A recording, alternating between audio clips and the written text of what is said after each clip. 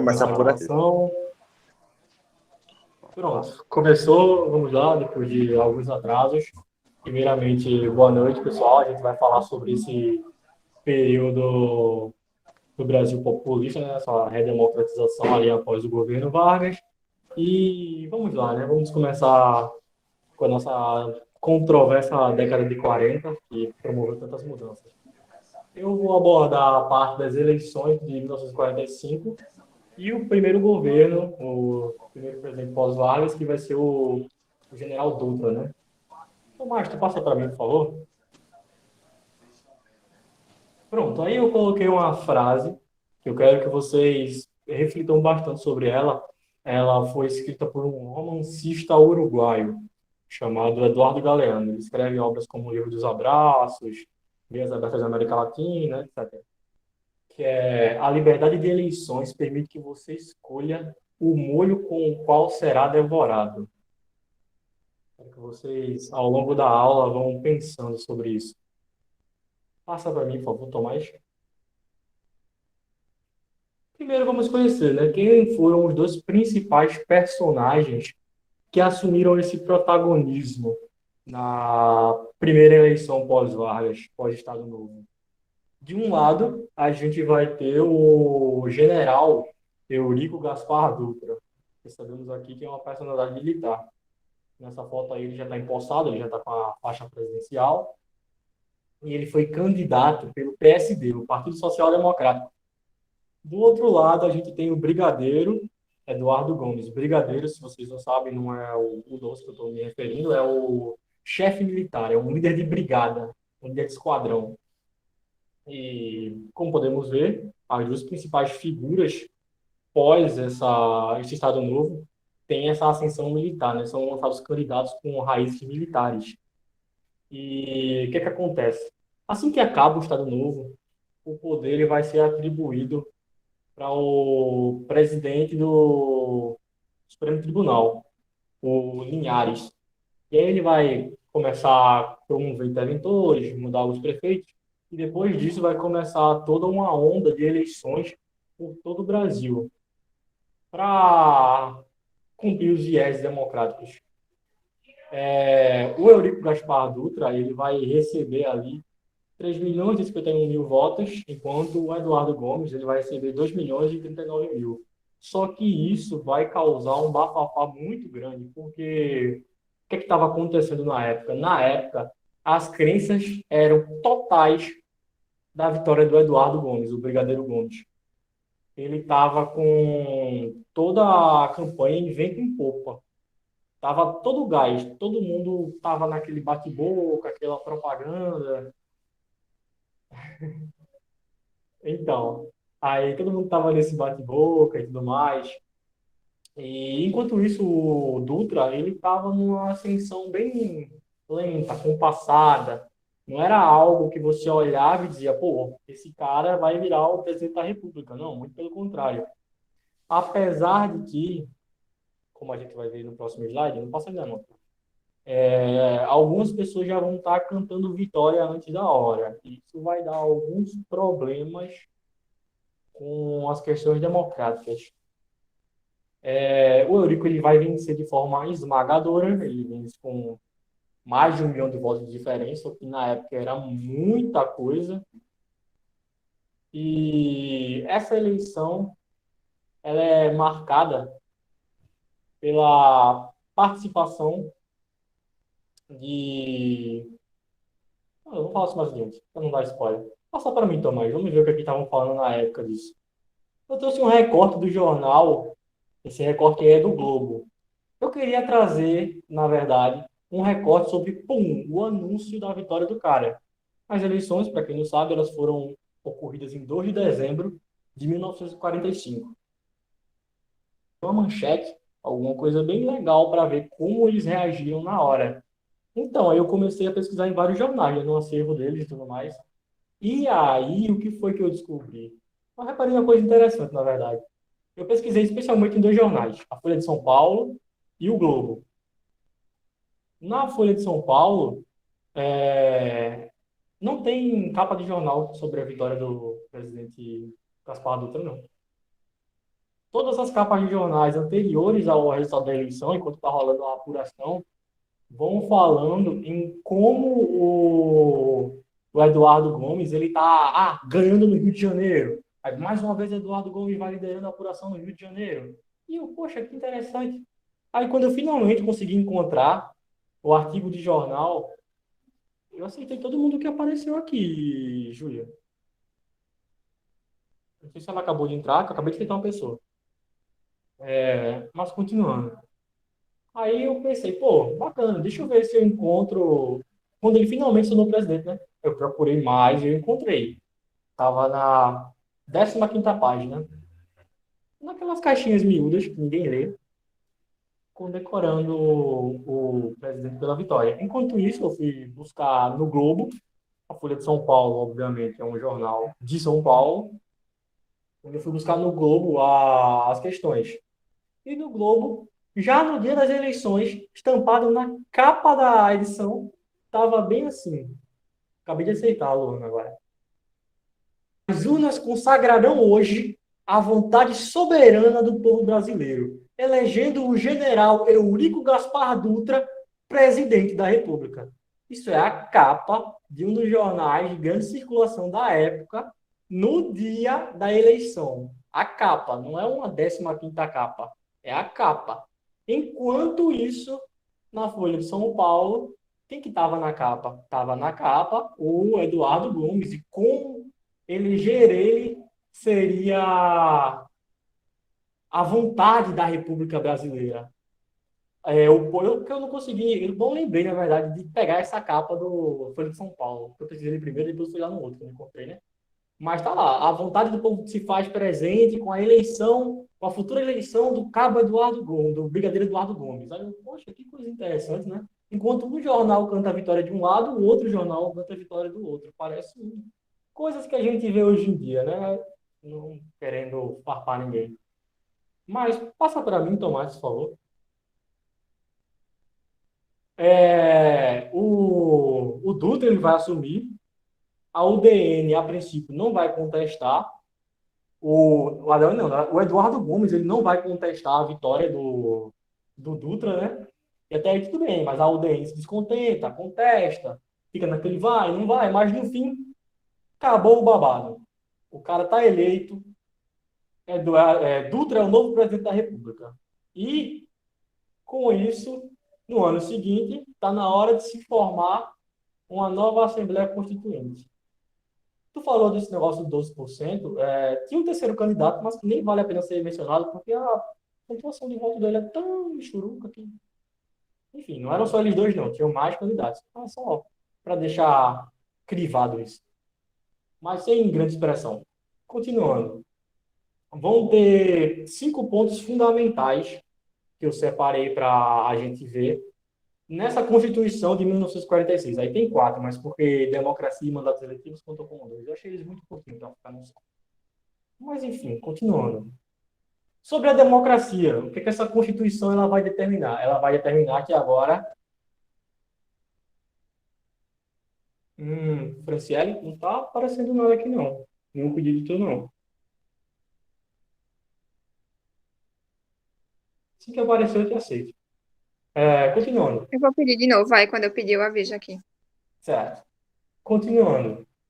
Agora está determinado ali em papel que a República ela vai ser o sistema de governo brasileiro. Vai surgir as terminologias de União Federal e os municípios. Surgir não, mas vão ser fixadas essas ideias de União, do federalismo e do município. O federalismo ele vai ser a forma como vão governar esses estados, né? Eles vão ter certa legitimidade. E o sistema eleitoral vai ser o presidencialismo. E é aí que vai ocorrer aquela fixação definitiva dos 3 poderes, o legislativo, o executivo e o judiciário. O executivo é o presidente, ele vai ter mandatos de 5 anos e ele não tem direito à reeleição. São 5 anos e acabou. Tchau, tchau. O legislativo vai ser representado pela Câmara, tanto do Senado quanto dos deputados. A Câmara do Senado, eles vão ter direito a 8 anos de mandato e são 3 senadores por estado. no caso, por unidade federativa. E os deputados, eles vão ter 4 anos de mandato, mas eles vão poder, sim, concorrer à reeleição. E é isso que se chama dos mandatos eletivos, né? A democracia ela vai ser fixada no modelo democrático liberal e também vai ocorrer essa questão da duração do tempo de mandato, vai ser estipulado, né? Para não aparecer nenhum outro engraçadinho e decretar um novo Estado novo por mais 20 anos. Aqui vai ter uma mudança muito importante na questão do voto. Lembram que, como nas outras aulas, o voto ele era muito bem determinado, ele era totalmente excludente. Não que aquele não fosse excludente, mas ele conseguia ser mais excludente ainda. Então, nessa Constituição vai ser promulgado o voto universal secreto. Agora, homens e mulheres maiores de 18 anos, Franciele não apareceu não, tá? Homens e mulheres maiores de 18 anos, eles vão poder votar, sendo maiores de 18 anos. Mas tem outro porém. Analfabetos ainda não podem votar. E os analfabetos, nessa época, são estimados em aproximadamente 50% da população. Metade dos habitantes do país, aproximadamente, não sabiam ler. Ou seja, metade estava automaticamente desclassificado do processo democrático. Enquanto que isso, a outra limitação era você ter mais de 18 anos. Além disso, também estão excluídos os soldados e os cabos. Os militares ainda têm os militares de baixa patente, eles ainda vão ter a participação política dele, ó, cortadinha. Nada disso. Também vai ocorrer uma manutenção do direito trabalhista, ou seja, eles vão, ó, massa, esse negócio que Vargas aqui fez, legislação trabalhista, massa. Vamos preservar isso aí, vamos manter. E, além disso, vamos institucionalizar o direito de greve. Agora, é possível, sim, fazer greve. Greve é uma coisa fundamental. Todo mundo pode parar para exigir seus direitos trabalhistas. Porém, vocês só podem parar mediante a aprovação da justiça. E o grandiosíssimo Dutra, o que é que ele vai fazer? Ele vai dizer que, serviços essenciais não podem fazer greve. E o que é que ele vai enquadrar como serviços essenciais? Praticamente tudo. Praticamente tudo.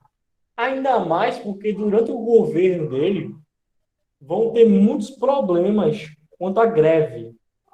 E isso vai balançar bastante. E aí ele vai olhar e dizer, não, acabou essa patifaria. Não vai mais poder fazer greve. Está na Constituição, beleza. Mas só pode as greves que eu deixo. E eu não deixo greve nenhuma. Democracia, né? E também vai estar aquela parte, a parte que eu acho mais bonita e também a mais mentirosa da Constituição brasileira. O que é que ela vai garantir? Garantir a todo cidadão brasileiro. Primeiro, liberdade de pensamento. Você é livre para pensar da forma como você quiser. Aqui eu deixo um adendo. Liberdade de pensamento, assim como a liberdade de expressão, que vem logo a seguir, não te dão, em momento algum, permissão para ser uma pessoa babaca, uma pessoa ruim. Não te dá permissão para você ofender ou falar mal de alguma coisa ou de uma pessoa, atacar a pessoa e dizer que é liberdade de expressão. Uma coisa é eu apresentar críticas, outra é eu denegrir uma religião, eu criticar qualquer coisa assim, qualquer coisa de viés pessoal, só por criticar, só para, tá na Constituição que eu posso me expressar dessa forma. Por exemplo, as fake news. É liberdade de imprensa, liberdade de expressão, mas é mentira. O que você está fazendo é mentira, não é verdade. Não tem Constituição que lhe proteja da mentira. Você está mentindo, você está disseminando uma coisa que hoje em dia é crime, na época não era não, tá? Continuando. vai ter também liberdade de crença religiosa. Ou seja, todo mundo pode praticar a religião que lhe couber, sem sofrer retaliações do Estado por conta disso. Juliane, pode perguntar. Licença, professor. O Brasil virou um país laico. Foi daí? Não exatamente um país laico, mas um país que vai garantir que todo mundo possa cultuar todo mundo. O É, Brasil, nesse momento, ele não vai ter uma... Quer falar, o, Will? o Brasil ele se torna laico durante o momento da proclamação da República. Durante esse momento que oficialmente na Constituição não tem nenhuma religião que vai gerir ou vai ser a religião oficial do país. Tanto é que isso vai gerar um grande problema durante os primeiros anos da República, porque a Igreja Católica não vai aceitar. Então, em teoria, o Brasil ele já é laico desde a proclamação, né? Só que Desde seu século. tem outras leis que vão surgindo para reafirmar isso, mas a Sim. partir do momento em que o Brasil se torna uma república, ele se torna laico também. Com a Constituição que é feita durante 1889, ou é 1890, uma coisa assim. Muito obrigado. É isso aí. Como não torna o Brasil um país laico, só vai reiterar que se você é brasileiro, você pode ter qualquer crença, sem sofrer retaliação. Você não pode sofrer retaliação pela sua crença religiosa.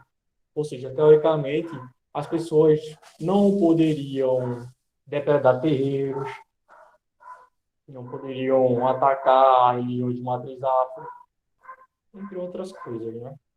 Que a gente sabe que só acontece na teoria. Aqui também tem aquele... Desculpa, Matheus. Pode Porque, falar. só para completar também, durante o governo de Vargas, vai ter uma forte perseguição a essas religiões de matriz africanas. O Memorial do TJ que tem uns documentos lá que falam sobre essa perseguição. Então, quando tu tá falando dessa Constituição aí que dá uma certa liberdade, é porque em nenhum governo anterior existia muita perseguição a esse pessoal. Justamente, é só a gente pensar que para ter uma solução, eu preciso ter um problema, né? As soluções, elas nunca vão se apresentar antes do problema. Continuando. Nessa Constituição, a gente também vai ter aquele famoso direito de ir e vir, né? Que eles vão chamar de direito de locomoção, ou seja, ninguém pode lhe restringir de ir e vir em propriedade pública. As vias são públicas, você passa por onde quiser. E também vai ter a liberdade de associação, eu coloquei locomoção, mas não é locomoção, não é associação e união para fins lícitos, ou seja, vão poder se formar sindicatos para reivindicar seus direitos, coisas assim. Isso é a base fundamental da Constituição de 1946. É uma coisa bem bonita, essa parte do direito do cidadão, bem bonita. Não se aplica como deveria, mas é bem bonita. Passa para mim, por favor, Tomás. Aqui eu decidi abordar justamente esse limite da democracia brasileira. É o que eu estava falando antes. São dois aspectos. O aspecto formal da democracia e o aspecto substancial da democracia. O que é que garante a democracia um aspecto formal? Ela é uma democracia formalmente se ela tem eleições periódicas e populares, se ela tem voto secreto universal, se ela tem um pluripartidarismo, ou seja, não é só um partido que concorre, se ela tem a autonomia dos três poderes, se eles não são influenciados, atacados ou manipulados de qualquer forma, se eles têm liberdade de pensamento e de expressão. Isso é o aspecto formal. Teoricamente, para você ser uma democracia, você tem que ter todos esses pontos. Isso lá em 1946. Olhem bem esses pontos e reflitam sobre a atualidade. E agora vem o aspecto substancial da democracia. Vem o cerne da democracia, a coisa que realmente faz a democracia funcionar. Que é você ter uma educação de qualidade democratizada, de todo mundo poder acessar uma boa educação. É você ter direito a um trabalho digno, você saber que se você está trabalhando, você vai conseguir colocar comida na mesa da sua família, você vai conseguir cumprir suas necessidades financeiras, você vai estar trabalhando com dignidade, vai ter segurança, estabilidade. É você ter condições de acesso à saúde pública, você saber quando você ficar doente, o SUS vai lhe atender com qualidade, Você não vai pegar uma fila de transplante de órgãos que leva daqui, do Oiapoque ao Chuí, de tão extensa. Você vai ter uma coisa de saúde de qualidade. E você vai ter acesso à justiça. A justiça ela não vai ser só para quem tem dinheiro, só para quem pode pagar, não. A justiça, numa democracia, ela é uma coisa substancial. Todo mundo está igual perante a lei. Aí vem aquela da democracia real e da democracia leal. Aqui está no papel e aqui realmente acontece. Quando vocês pensem aí, qual das duas nós temos? Passa para mim, Tomás, por favor. Agora, essa frase aí, não foi eu que coloquei. Essa frase vem de um historiador que fala do período. É Boris Fausto que coloca ela. Ele vai dizer que o governo Dutra ele é conservador na política e liberal na economia. Que governo isso lembra vocês? Não precisam responder, mas essa é uma frase de um governo que remete a 1946. Nessa época vai ter muita discussão, sabe sobre o quê? Aborto, divórcio. Aborto não, divórcio na verdade, perdão. Tem muita discussão sobre o divórcio. Ah, vai ter uma galera que apoia o divórcio e outra galera que não. O Dutra, ele é conservador. Não, divórcio não, coisa absurda. Marido de mulher, acabou-se. Já era. O governo Dutra ele vai ter um grande alinhamento com os Estados Unidos. E o que vai acontecer nesse período? O anticomunismo. Como o inimigo do meu inimigo, que era Hitler, foi liquidado, agora o meu inimigo, que estava como meu aliado, volta a ser meu inimigo. Ou seja, acabou esse negócio de União Soviética. O Brasil ele vai romper relações com a União Soviética e vai se alinhar com os Estados Unidos. E nisso vai começar uma caçada anticomunista. O Partido Comunista Brasileiro ele vai ser caçado, os deputados e senadores eleitos vão ser exonerados do cargo, os sindicatos liderados pelo PCB vão ser fechados, atacados, entre outras coisas. Vai ocorrer uma grande ação autoritária por parte do governo contra esses trabalhadores urbanos, esses sindicalistas, porque o que vai acontecer? Vão ter problemas econômicos, que a gente vai ver depois. Não está aparecendo ninguém aqui não, Ramon. Quando aparecer, eu autorizo. Pede para tentar de novo. Vai ter uma paralisação dos salários. Porque o que vai rolar? O Dutra, ele vai fazer os investimentos bem, bem errados, apesar que ele vai pegar o país com dinheiro, tá? Ele vai pegar o... Oi? Porque desde aquela hora, eu acho que tá tendo algum problema, porque desde aquela hora eu tô pedindo para entrar e não tá aparecendo para você. Eu acho que tá tendo algum problema no Meet em si, porque no meu computador também não estava aparecendo quando eu estava como administrador da chamada. Não, mas pessoal, eu tô com o Meet no celular e no computador, e não tá aparecendo ninguém para entrar. E no celular ele demorava.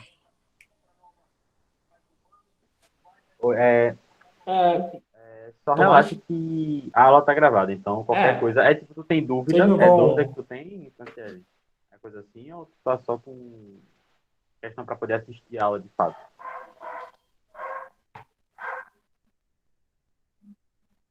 Eu vou continuar, deixa eu ver as dúvidas. Vai ter o Dutra, ele vai pegar o país com o dinheiro, porque o país ele foi um fornecedor ativo ali durante a Segunda Guerra.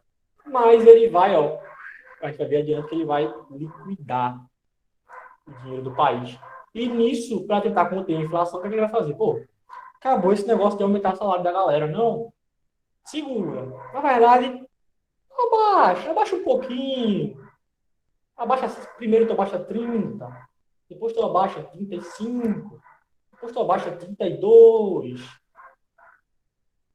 Que tal 40? Por que a gente não abaixa 40% do salário da galera? E aí vai vir aquela coisa das greves que eu falei para vocês. As greves elas vão começar a ficar gritantes. E o Dutra vai olhar e dizer, acabou esse negócio de greve, tô nem aí para a Constituição, greve só pode as que eu liberei, eu não liberei nenhuma. Todo mundo trabalhando, todo mundo circulando. E também vai ter uma coisa que vai impactar bastante na vida do brasileiro. O que é? Vão proibir o jogo do bicho. Não só o jogo do bicho. Vamos proibir todo o jogo de azar. Acabou porrinha, acabou baralho, acabou dominó valendo dinheiro, acabou bingo, acabou caça-níquel, acabou tudo. Tudo acabou isso aí. Mexeu com os jogos de roda brasileiro, a coisa fica insustentável. E não só isso, mas na parte prática, ele vai fechar vários lugares disso e vai acabar com muitos pontos de renda e de emprego para a galera. Na questão econômica, ele vai pegar, como eu disse, o dinheiro. Ele vai pegar o país bem de vida. E aí ele vai deixar para trás esse nacionalismo exagerado do Vargas, e vai investir mais em 4 setores ali. 4 setores, principalmente. 4? Não. 1, 2, 3, 4. 4. 4 setores ele vai investir ali com mais frequência, o dinheiro do Estado. Porque ele vai ser um cara que ele não vai querer que o Estado interfira muito, pelo menos no começo do mandato dele. Ser um cara mais liberal ali. Não vai ser intervencionista, não. E aí ele vai mandar o plano SALT, que é justamente para investir nessas áreas de saúde, alimentação, transporte e energia. O plano não vai dar certo, não. Ele vai ter um ou outro ponto positivo, mas ele não dá certo. E aí vem aqueles investimentos ruins que eu falei para vocês. O que o Dutra ele vai fazer? Ele vai começar a comprar malhas ferroviárias, os trilhos, vagões de países da Europa. Ok, mas ele vai comprar tudo velho. Tudo velho que não vai dar o retorno que ele esperava, com mobilidade, transporte e tudo mais. E isso vai gerar, queda exorbitante das finanças do país. A economia dele vai estar bem aberta, tá? Ele vai estar bem aberto para o estrangeiro.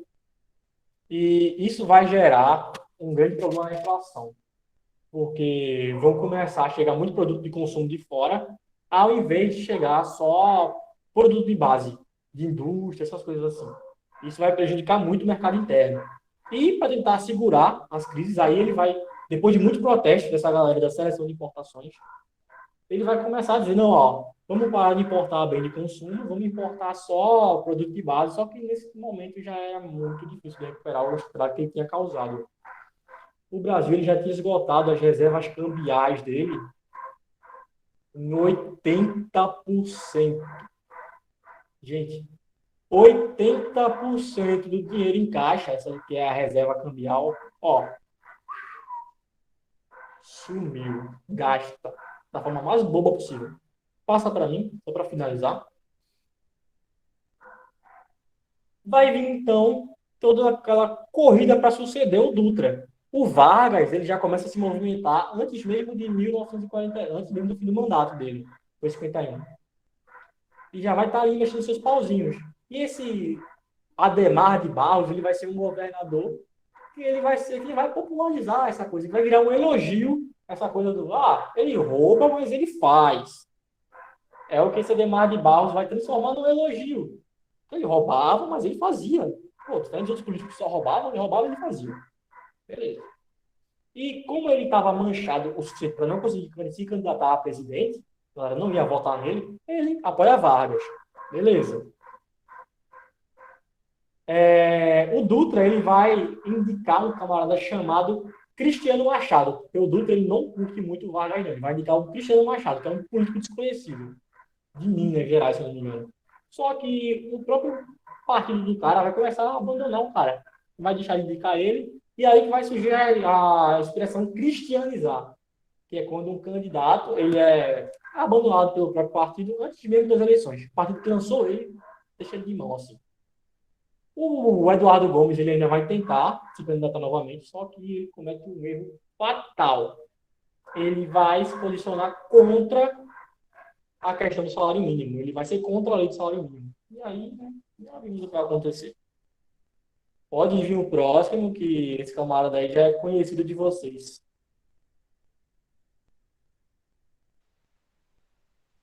Gente, boa noite. Antes de efetivamente começar a Vargas, né, depois dessa apresentação incrível de Matheus, eu gostaria de esclarecer alguns pontinhos. A Williane ela fez a pergunta sobre a questão do Brasil laico. Então, uma coisa é o Brasil se separar da Igreja Católica, tá ligado? Outra coisa é o Brasil garantir o direito de todo mundo de praticar a sua religião. Porque, por exemplo, o Brasil ele pode ser laico e proibir terreiro. O Brasil pode ser laico e proibir enfim, você efetivamente manifestar suas crenças, sei lá, em crenças de religião de matriz africana, por exemplo, mesmo sendo laico. Então, uma coisa é o Brasil se separar do catolicismo, que é o Brasil efetivamente ser laico, né? Como foi garantido na Constituição, como foi apontado pelo Will. Outra coisa é ele garantir que todo mundo possa expressar as suas crenças. Justamente, só complementando, Tomás, rapidinho. É como você dizer, olha, você pode circular por aí, eu não tenho nada a ver com isso. E outra coisa é dizer, olha, você pode circular por aí sem se preocupar que alguém vai vir e te dar um tiro.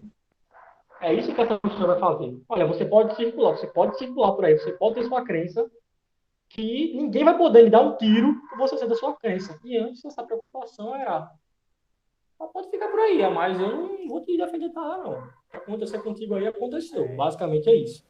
Gente, só um exemplo prático disso, do que o Tomás falou, que é justamente essa questão.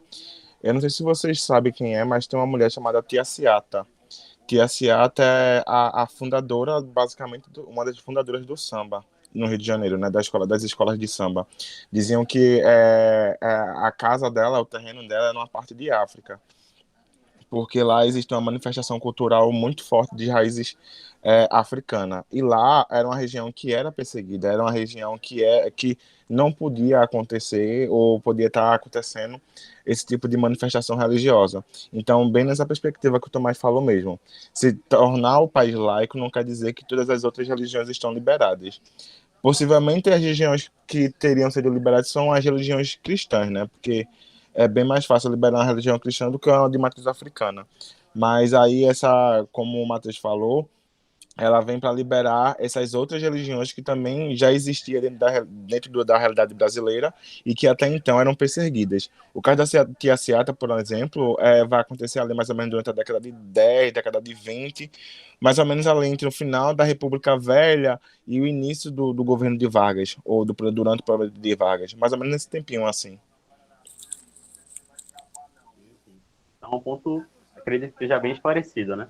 Todos nós três aqui nesse diálogo, nesse diálogo bom, a gente conseguiu elucidar essa questão. Gente, só rápido, desculpa, Tomás. Depois vocês pesquisem sobre a história da Tia Seata, que é muito boa. Dando prosseguimento, a gente conseguiu observar com o Matheus que Dutra foi basicamente o cara que, enfim, né? Só fez aquela sequência de erros. O país estava ajeitadinho, todo bonitinho, a Dutra foi lá e, ó, pisou na bola. Basicamente, a gente conseguiu observar de panorama o seguinte. Primeiro, a gente tem um projeto constitucional no começo do governo e outra coisa é a prática dele. Então, a gente conseguiu ver que, ao longo desses 6 anos, né, 45, 51, Dutra ele começou num projeto muito interessante, mas que, no final das contas, ele acabou se contradizendo. Ele não conseguiu manter o discurso. E isso que vai dar abertura para Getúlio Vargas. Eu deixei esse meme aí porque eu acho ele emblemático, na ideia de cadê? Getúlio Vargas voltando ao poder em 51, depois de ter sido deposto em 45. Voltei, né, amores? Coisa bem, bem debochada. Porque, assim, história é uma coisa meio da gente pensar um problema e as possíveis respostas para esse problema. Então, como é que a gente pode pensar num cara que foi cunhado na figura de um ditador, né, de 30 a 45, como vocês viram em aulas anteriores, e em 6 anos ele consegue voltar ao poder? Como é que isso acontece? Como é que isso se dá? Eu acho isso bastante interessante. E algumas explicações possíveis eu vou mostrar exatamente agora. Matheus mostrou que, durante o governo de Dutra, a classe trabalhadora foi bastante prejudicada, né? Primeiro, ela foi muito benquista pela Constituição, mas na prática, no final do governo Dutra, Dutra deixou o país em crise e quem pagou a crise certamente foi o trabalhador. Vargas, ele tinha um prestígio muito grande com a classe trabalhadora. E a gente consegue perceber isso nesses pôsteres e no queremismo, que é um movimento que se inicia em 45, após a deposição de Vargas, da classe trabalhadora que queria que Vargas prolongasse o poder dele. Então, para que a gente possa materializar essa questão, eu trouxe aqui alguns pôsteres que ilustram bem como Vargas ele tem esse prestígio entre a população. Primeiro, no pôster à esquerda, minha câmera está invertida, a gente consegue observar o seguinte: a figura de Vargas, no centro do pôster, certo? E com os dizeres nas laterais. Ele voltará. Por quê? Em vão há de bramir a vaga do despeito, em vão há de rugir o ódio velho ou novo, mas esse será o candidato eleito pela vontade unânime do povo. Então perceba que, assim, mesmo com todo o ódio, mesmo com todos os problemas que ele teve no primeiro mandato, ele vai se reeleger e vai se reeleger pela vontade do povo. O segundo cartaz ilustra também uma questão de ele vem aí com o povo. Perceba como o povo está muito atrelado a essa questão de Vargas, né? Os pôsteres, eles conseguem ilustrar bem como a figura de Vargas ela está muito bem conectada com essa questão popular. E embaixo diz: para se tirar da fome que lhe bate à porta, o povo só encontra um remédio: Getúlio Vargas. Veja que potência dessa figura no meio da população.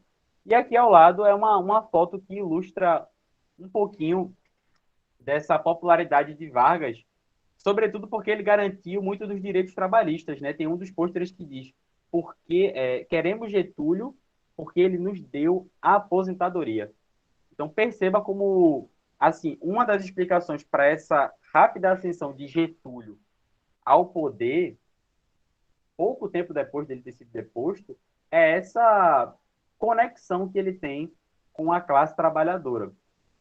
Além disso, ele traz na propaganda dele, né, essa proposta de intervenção industrial por ação estatal, uma vez que a gente viu em Dutra exatamente o oposto, né? Dutra abriu o Brasil para a ação de capital estrangeiro, né?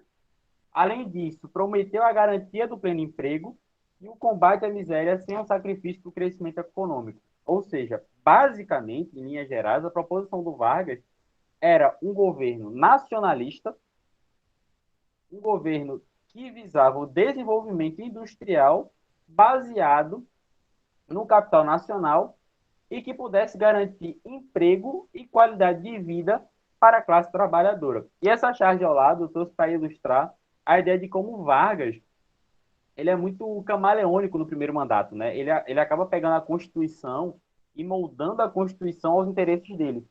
E nesse segundo mandato, que é o mandato mais curto, de 51 a 54, poxa, a gente pensa que no primeiro mandato foram 15 anos, foi de 30 a 45. E nesse segundo é de 51 a 54, dá 3 anos e meio, daquele enfim, se mata em agosto. Mas um dos desafios desse novo mandato dele é governar sob a tutela democrática. Então, são sobre esses pilares que Vargas se elege em 51. E aqui eu trago um discurso, porque eu acho bastante interessante, já que a gente está falando de 6 de setembro, né? Amanhã, 7 de setembro, geralmente é uma data muito emblemática, e eu espero que amanhã não seja uma data emblemática por conta da violência, para que não. Mas Vargas, esse discurso é um discurso em que ele já está eleito, tá? Um discurso de 53, mas que ele vai trazer algumas questões que vão simbolizar as propostas de governo dele. Então, perceba, eu quero que vocês prestem bastante atenção nisso, deixei até grifadinho as partes que eu acho que vocês têm que se ligar. E essas partes dizem: primeiro, o Brasil anseia pela redenção econômica, imprescindível complemento de sua independência política. Só pelo intensivo aproveitamento e pela valorização integral dos nossos recursos, num clima de confiança e de estímulo, superaremos as dificuldades que decorrem do nosso vertiginoso e desordenado progresso. Eu quero que você preste atenção na parte grifada. O que é que a primeira frase diz? O Brasil anseia pela redenção econômica, imprescindível complemento de sua independência política. Perceba, ele está dizendo que, para o Brasil, isso no discurso de 7 de setembro, né, no discurso de independência. Perceba, ele está dizendo o seguinte: para obter independência política, o Brasil precisa ter a redenção econômica. O que é que ele quer dizer com isso? O Brasil, até o governo Vargas, ele é caracterizado por uma economia agroexportadora. O que é isso? O Brasil ele vai, basicamente, produzir insumo agrícola para exportação. A gente lembra desde os tempos coloniais, lembra? Aquela questão de plantation, de cana-de-açúcar. Então, o Brasil ele vai produzir a cana-de-açúcar para vender. E aí ele vai ganhar dinheiro a partir disso. Só que qual o problema dessa questão agroexportadora?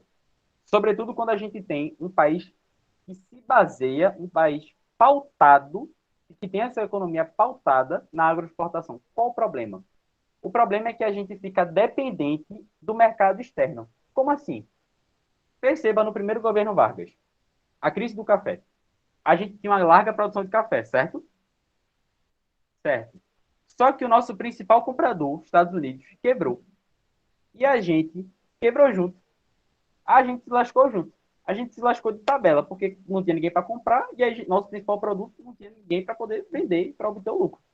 Então, esse é o principal problema de a gente ter uma economia pautada na agroexportação. Por isso que Vargas está dizendo sobre essa redenção econômica. O que é que vai ser essa redenção econômica? Aí a resposta vem justamente no segundo trecho.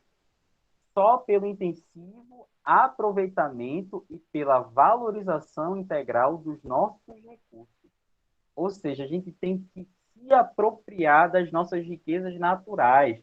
A gente tem que investir na nossa própria indústria para que assim a gente possa ter a nossa independência política, para que assim a gente possa superar as dificuldades desse vertiginoso e desordenado progresso, para que a gente de fato possa se tornar uma nação desenvolvida, certo? E assim, o segundo trecho que eu acho interessante é o seguinte: ele diz o seguinte: a fonte legítima do poder é a vontade do povo, expressa nas urnas. Não se iludam os aventureiros da política ou profissionais da desordem. Já passou a época em que o veredito popular era fraudado pelo recurso solerte das atas falsas ou violentado pelos golpes de força. Então, é aquela coisa da democracia, sabe? Não sou estranho para vocês. Um cara que foi ditador 6 anos antes. 6 anos antes, não. 8 anos, vamos botar. 8 anos. 8 anos. 8 anos antes, o cara era ditador. E agora ele manda a fonte legítima do poder, a vontade do povo expressa nas urnas. Então é como mostra como ele está muito comprometido com essa questão democrática. Pois bem, apresentada essa questão... Ai, meu Deus, não passou. Acho que agora passou. Pronto. O que a gente consegue observar? Vargas, no governo dele, de características gerais, que é o que importa para a gente, ele vai defender um Estado regulador do mercado, ou seja, para que a gente possa ter esse desenvolvimento industrial, o Estado vai ter que intervir na economia e na questão de política pública, sobretudo. Vai priorizar o desenvolvimento nacional, o desenvolvimento industrial, sobretudo. Além disso, vai priorizar a diversificação da produção do mercado interno, ou seja, a gente viu, quero que você pelo menos acompanhe a minha linha de raciocínio, e quando a gente tem uma economia que se apoia em um único produto, como foi o caso do café, isso pode dar muito problema, não é verdade? Porque se o nosso comprador estiver em crise, o nosso produto vai por ralo. Vargas, no primeiro governo dele, queimou o café. Então, para que a gente possa se transformar num país potente, né, um país desenvolvido, a gente precisa promover essa diversificação do mercado interno. Então, a nossa economia vai ter que ter muitos produtos, ao invés de um só. E, para poder botar aqui a cereja do bolo, eu trago a criação da Petrobras, que estava sobre o lema de o petróleo é nosso. E aí eu trago a imagem ao lado. E, enfim, é como se fosse para mim um documento histórico, né, uma fonte histórica, que mostra as faixas, né, o petróleo é nosso e a Petrobras também, e em defesa do monopólio estatal do petróleo.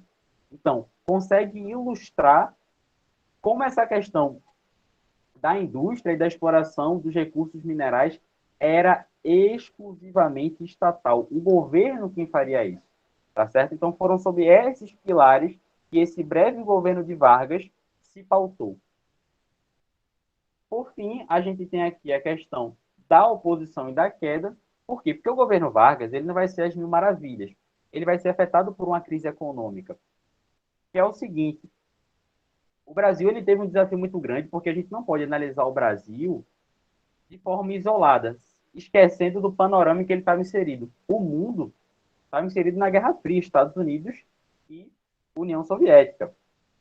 e os Estados Unidos, e o Brasil tinha muito contato com os Estados Unidos. Só que, à medida em que a Guerra Fria ela avançava, né, os esforços dos Estados Unidos, sobretudo, eles vão ser direcionados para outros países. Então, o Brasil deixa de receber esse apoio e começa a desandar, digamos assim. Além disso, a gente lembra que o Brasil estava em crise deixada por Dutra, como foi apontado por Matheus, e o Banco Mundial começou a cobrar essas dívidas deixadas pelo Dutra. Isso vai gerar um quadro de inflação no Brasil e de queda salarial. É isso que a gente está vendo nessa charge aqui. Ó. Perceba, por um lado, isso aqui é uma charge do jornal Tribuna Popular, que é um jornal comunista, que dizia, por um lado, ele disse e ele fez. Ou seja, ele disse na campanha presidencial dele que iria adotar providências para assegurar o trabalhador da cidade, alimentação adequada, transporte fácil,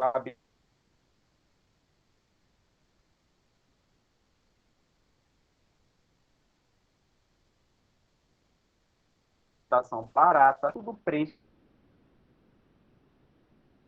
inflação. E, além disso, o salário dos trabalhadores diminuiu. Isso vai gerar um descontentamento popular. Então, a gente lembra lá no começo que o Vargas se elege por conta desse apoio popular, e agora ele começa a perder, em função desse quadro de crise econômica.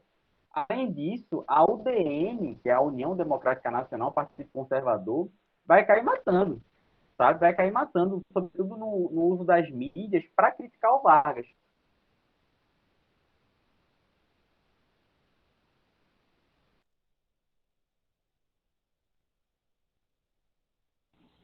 Tomás?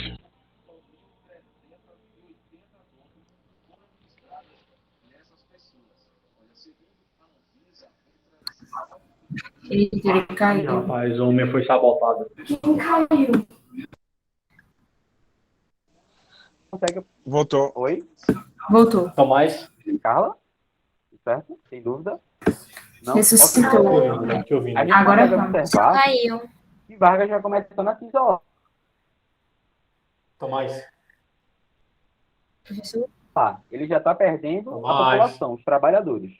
Agora, ele está perdendo Tomás. o exército, que foi importantíssimo no primeiro governo dele. E ainda tem uma oposição ferrenha. Oi. Tom, Eu caí aonde? um momento só. Caí aonde? Eu Tu caí em caiu qual e teu slide parte? fechou. Tava onde? Se tu puder reproduzir o slide novamente. Oi. Exatamente. Caiu o slide, Tu foi? também. Tu Ok. caiu, mas tu Então, voltou, começou a falar, só que sem slide assim, a galera se perdeu. peraí. É porque eu acho que ele tá por lugares Internet diferentes, não tipo, ele tá falando pelo celular e transmitindo Sim, pelo sim. computador. O celular deve ter segurado ele no 4G. Hoje o Meet, né? As internet estão ajudando, não. Justamente, gente. Eu acho Sim, que velho. Hoje a esse internet me deu um coisa. drible. Gente, é só uma coisa. Onde é que eu parei? Onde é que eu caí? Para que a gente possa voltar na Não, página. tipo, a explicação tá tranquila. Estavam falando sobre o apoio que Vargas perdeu e tal. O negócio foi só o slide mesmo. Beleza, deixa eu voltar aqui. Desculpas por isso. Assim, pelo menos é o que eu acho, né, galera? Se alguém aí sentiu um lapso maior, porque pra mim aqui foi um negócio muito rápido. Pra mim também, tá de boa a explicação, só caiu o slide. Boa. Qualquer coisa que ficar mal explicada, a gente pode falar no final da aula. E aí eu explico. Parei aqui, gente. Tudo certo. Alguém está tendo alguma dúvida? Falem agora, porque eu posso, enfim, tentar costurar, tentar dar uma resumida. Tudo certo, pessoal. Tudo certo. Enfim, dando prosseguimento, eu tinha falado do que Vargas tinha perdido os apoios, né? Perdeu o apoio popular, perdeu o apoio dos coronéis. E a cereja do bolo de Vargas vai ser a questão do atentado a Carlos Lacerda na Rua Toneleiro. Por quê? Porque o Carlos Lacerda, ele é o principal representante da oposição. E quando ele sofre esse atentado, ele vai atribuir a quem? A Getúlio Vargas. Né? Vargas, ele tinha trabalhado intensamente para tentar se desvencilhar da figura de ditador. Mas a partir do momento em que a oposição sofre um ataque e ela atribui a Vargas, aí a gente já tem um ensaio de um Vargas ditador. Então, o Vargas se vê muito isolado, né? Ele não tem como contornar essa crise, primeiramente econômica, que se torna uma crise política. Isso vai culminar no suicídio dele em 1954. Certo? E assim se encerra o governo Vargas. Depois, num breve momento, vai assumir o vice dele, Café, graças a Deus, Café Filho, mas isso vai ser só por um ano. Quem vai assumir de fato o governo vai ser Juscelino Kubitschek, por meio das eleições presidenciais. O Juscelino Kubitschek, ele não é da UDN, ele conseguiu muita expressão política, porque tinha uma proposta muito ousada de governo, e a gente vai ver agora. Mas ele consegue se eleger, sobretudo porque ele se alinha aos militares, diferente de Vargas, estava isolado. Ele se alinha, sobretudo, ao general Lott. Por quê? Porque os militares, eles já planejavam dar um golpe. Eles estavam juntos à UDN, já planejando ali dar um golpe militar e assumir o governo, né? Coisa que vai acontecer em 64. Mas Juscelino, junto com o general Lott, dão um famoso olé no exército e ele consegue se eleger. E, além disso, para evitar esse possível motim, o que é que ele faz? Juscelino ele começa a distribuir alguns cargos administrativos aos militares. Né? Ele vai tecendo ali alianças para que o governo dele tenha estabilidade. E de características do governo dele, só para apontar, e a gente vai ter mais profundidade nos próximos slides, eu listo aqui o plano de metas, o desenvolvimentismo, a questão da reforma agrária, que a gente vai ver com mais profundidade daqui a pouco, e, por fim, a Constituição de Brasília. Primeiramente falando do plano de metas, o plano de metas é o seguinte: Juscelino ele tinha um plano ousado que dizia que ele queria fazer no Brasil, em termos de desenvolvimento, em 5 anos, o que se propunha em 50, né? No slogan que dizia 50 anos em 5. Ou seja, vou pegar 50 anos de desenvolvimento e vou fazer em somente 5, num mandato só. Veja que coisa ambiciosa. E esse plano de metas, que eram 31 metas para esse desenvolvimento, estavam pautadas sobretudo em duas questões. Primeiro, o aumento da malha rodoviária, a gente consegue ver aqui na imagem à esquerda, o Juscelino mostrando, né, as principais rodovias do Brasil que ele propunha construir durante o seu governo, e o incentivo à indústria automobilística. Ou seja, para que a gente pudesse ter uma indústria nacional forte, né, a gente precisaria diminuir as importações de carro, né, começar a produzir os nossos carros. E uma coisa liga a outra. Pense, se eu tenho um carro, eu tenho que ter uma rodovia para poder andar. E, além disso, a rodovia é muito mais viável do que as ferrovias. Matheus disse uma coisa fundamental na aula, que Dutra, ele investiu em ferrovia no Brasil comprando produto velho. Véio. E aí, o cara pegou o Tesouro Nacional para comprar produto ultrapassado. É bronca.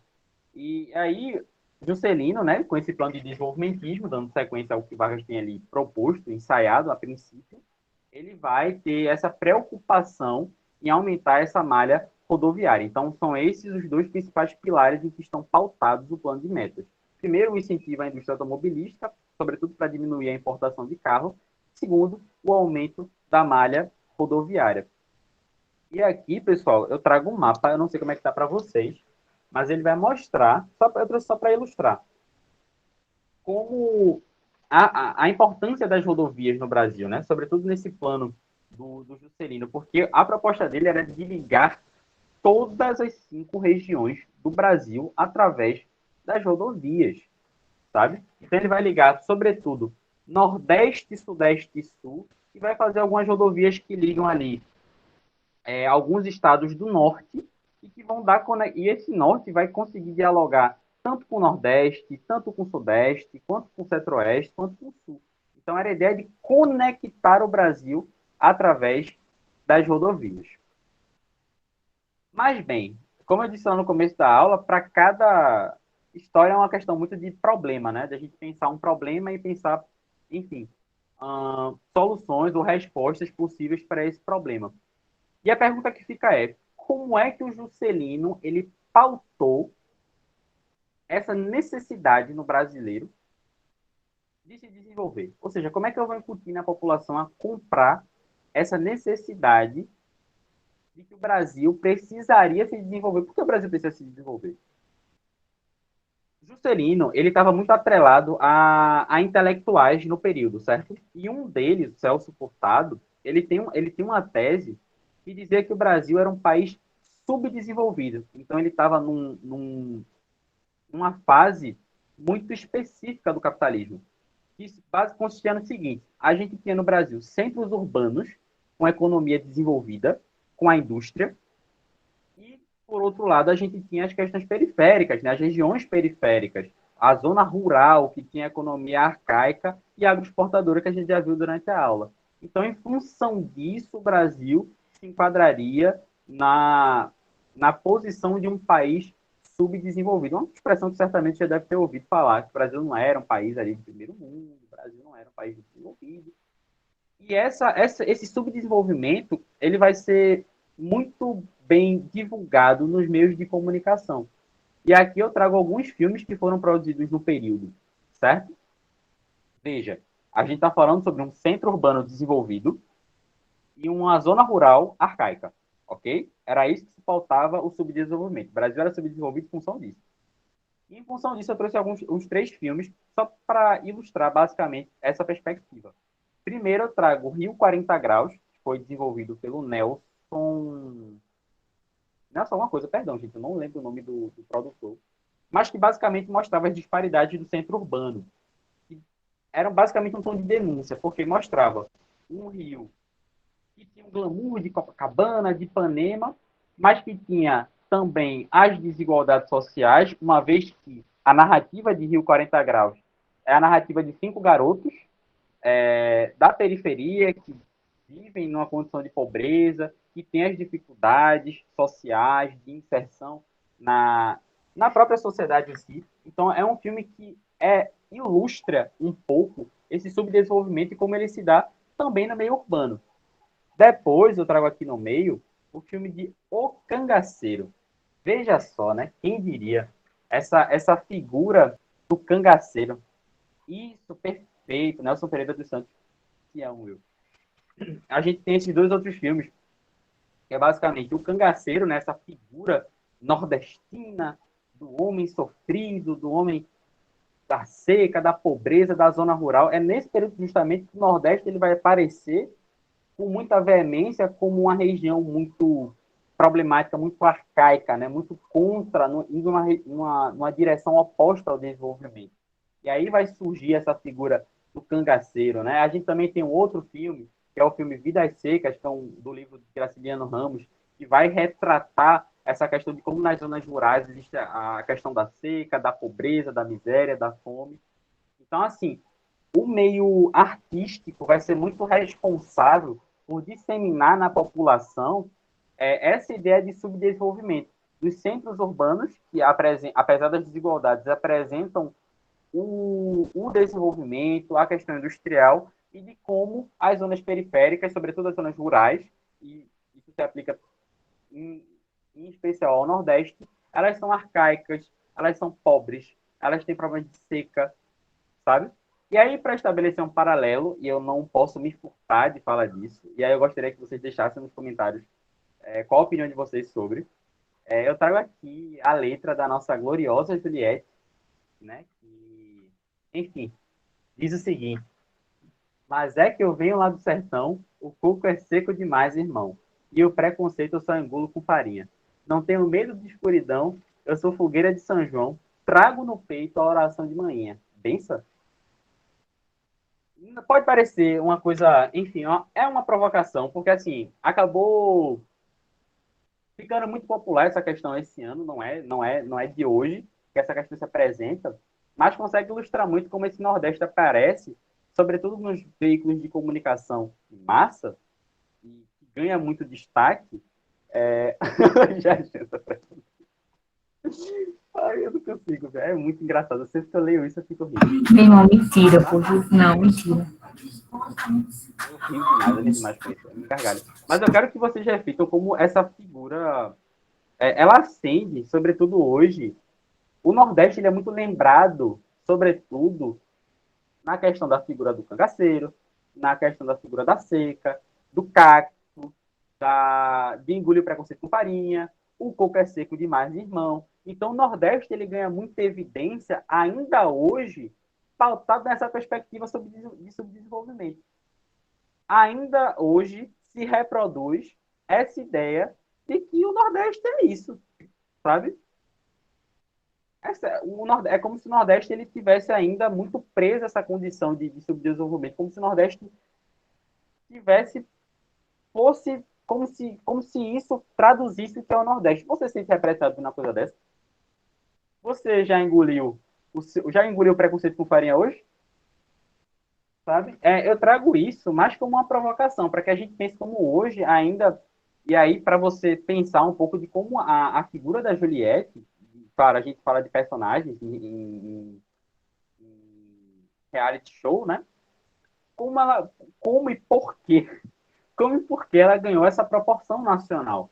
E como ela ainda segue reproduzindo isso nas suas letras, como ela aderiu ao personagem, certo? Mas é só para que a gente consiga ilustrar um pouco de como esse subdesenvolvimentismo ele está muito atrelado à perspectiva de como esse Nordeste aparece muito no espectro nacional como uma figura muito subdesenvolvida. A gente só aparece para falar de como a gente é forte, de como a mulher nordestina é guerreira, batalhadora, porque superou as adversidades que a natureza impôs a ela. Então, na verdade, o Nordeste é muito mais plural do que isso. Mas é basicamente isso, pessoal, para que a gente consiga trazer um pouco dessa reflexão de como esse subdesenvolvimento sobreviveu ao tempo. Agora, partindo para um segundo aspecto, é muito bom, eu amo. Ai, ai. A vida é muito boa. O Brasil não é para amadores. Agora, indo para o segundo aspecto, que é o seguinte: reformas agrárias. Como é que ficou essa questão da elite agrária no Brasil? Perceba, a gente tem dois tipos de reforma agrária no Brasil. Hoje a gente fala muito, é uma questão muito latente, né, a questão da reforma agrária.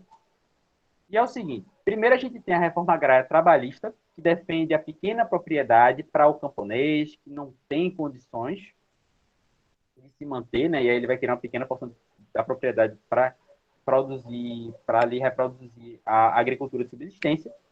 E a gente tem o segundo tipo de reforma agrária, que é a reforma agrária proposta pela elite agrária, que defende o latifúndio. Só que a elite agrária ela não vai ser contra a modernização e essa questão da industrialização. Muito pelo contrário. Ela vai aproveitar essa oportunidade para modernizar os meios de produção. E aqui, quero que vocês tragam mais uma vez, novamente, um trecho, né? Mais uma vez, novamente, mas, enfim, eu trago esse trecho e, desculpem, gente, pode ficar um pouco cansativo, mas eu quero que vocês prestem atenção para que a gente consiga entender qual era a proposta e qual era o entendimento de reforma agrária no período. Isso aqui foi dito por um vereador. Perceba, ele diz o seguinte: num país de possibilidades imensas como o Brasil, a reforma agrária tem que ter por objetivo a formação de grandes unidades altamente produtivas. No Brasil, pois, reforma agrária não pode ser divisão de terras, retalhamento de propriedade. Tem que ser muito mais que isso. Tem que ser industrialização da agricultura. Então, perceba como a reforma agrária era entendida nesse período como para beneficiar a elite agrária e não o trabalhador. Juscelino ele vai ficar assim, calado, sabe? Ele vai pagar de doido, digamos assim. Ele vai, assim, vai dizer, beleza, vocês querem fazer essa reforma agrária, pode fazer. E deixa a elite agrária pintar e bordar na zona de produção. Isso vai abrir margem para práticas de grilagem, que é basicamente uma terra sem que ela seja... Ai, meu Deus. A prática de grilagem é basicamente quando você toma a terra sem que você possa tomá-la, sabe? O meio jurídico não permite que você faça isso, mas você vai lá e toma. E assim, é isso que acontece. O Wilson quer falar, a grilagem, que eu fiquei meio perdido na questão de grilagem. A grilagem é um processo de falsificação de documento que muitos latifundiários utilizaram para ganhar terras. E aí, no caso, eles vão lá, pegam um território novo. E disso, aquele território, Geralmente é um território de preservação. Isso aconteceu muito na Amazônia, tá, gente? Na região do norte, especificamente. E aí eles iam lá, pegavam essa terra, e para você dizer que a terra era sua, desde a lei de 1850, porque não tem a lei de terras, que acontece lá em 1850, durante o Brasil Império, que para você ter aquela terra, você tem que apresentar uma documentação de posse. E aí esse pessoal, esses latifundiários, pegavam o documento, falsificavam e colocavam dentro de uma gaveta com grilos. Aí nisso, o papel ele ficava com um aspecto de velho. E ele apresentava esse papel à força, né, responsável Aos órgãos, né? aos órgãos responsáveis por essa divisão de terras e dizer, olha, essa terra é minha, aqui, esse documento é bem antigo, da minha família. E aí essa técnica de grilagem é justamente isso, da falsificação de documentos de propriedade de terras que foram roubadas, basicamente. Terras indígenas roubadas, terras de quilombolas roubadas, terras que não tinham nenhuma produção e que eles queriam para eles. Especificamente é isso. E que, Perfeito, muito bem pontuado. pasmem, até recentemente estavam o Greenpeace, eu vi tipo, acho que há uns 2 a 3 anos atrás, o Greenpeace denunciando novamente essa técnica de grilagem. Então, se vocês foram pesquisar no Google, vocês vão ver que essa técnica ainda ela é utilizada. Então, não saiu da história, aconteceu há um tempo anterior, mas ainda existe, sabe? É válido falar que 64, 54, esse tempo para dentro da história é ontem. Então a gente ainda está num processo, é muito perto da nossa realidade. Então ainda é fácil acontecer essas coisas durante o nosso momento.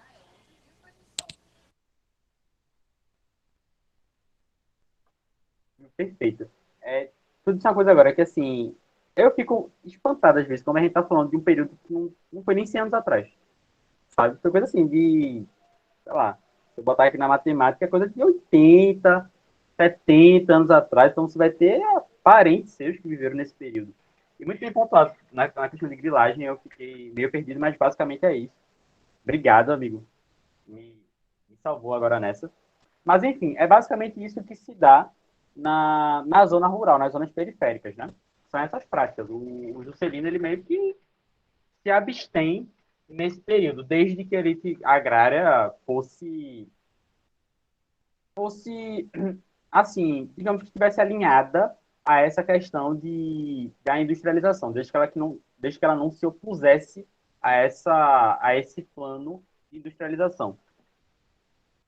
Por fim, a gente tem a Constituição de Brasília, porque é o seguinte, o Brasil, Juscelino, a gente vai ver daqui a pouco, o Brasil vivia uma crise social, sabe? Uma crise política, uma crise econômica e social. Por quê? Porque um plano de metas, e aí a diferença de Juscelino para Vargas é o pragmatismo econômico. Que é o seguinte, Vargas queria desenvolver o Brasil através do capital nacional, certo? Juscelino desenvolveu o Brasil a partir do capital estrangeiro. E assim, e vamos aí. Só que isso vai gerando uma dívida que o Brasil não vai conseguir pagar. E aí, isso vai refletir diretamente na questão social, com questões de inflação, de queda salarial. E o que é que o Juscelino faz? Constrói Brasília.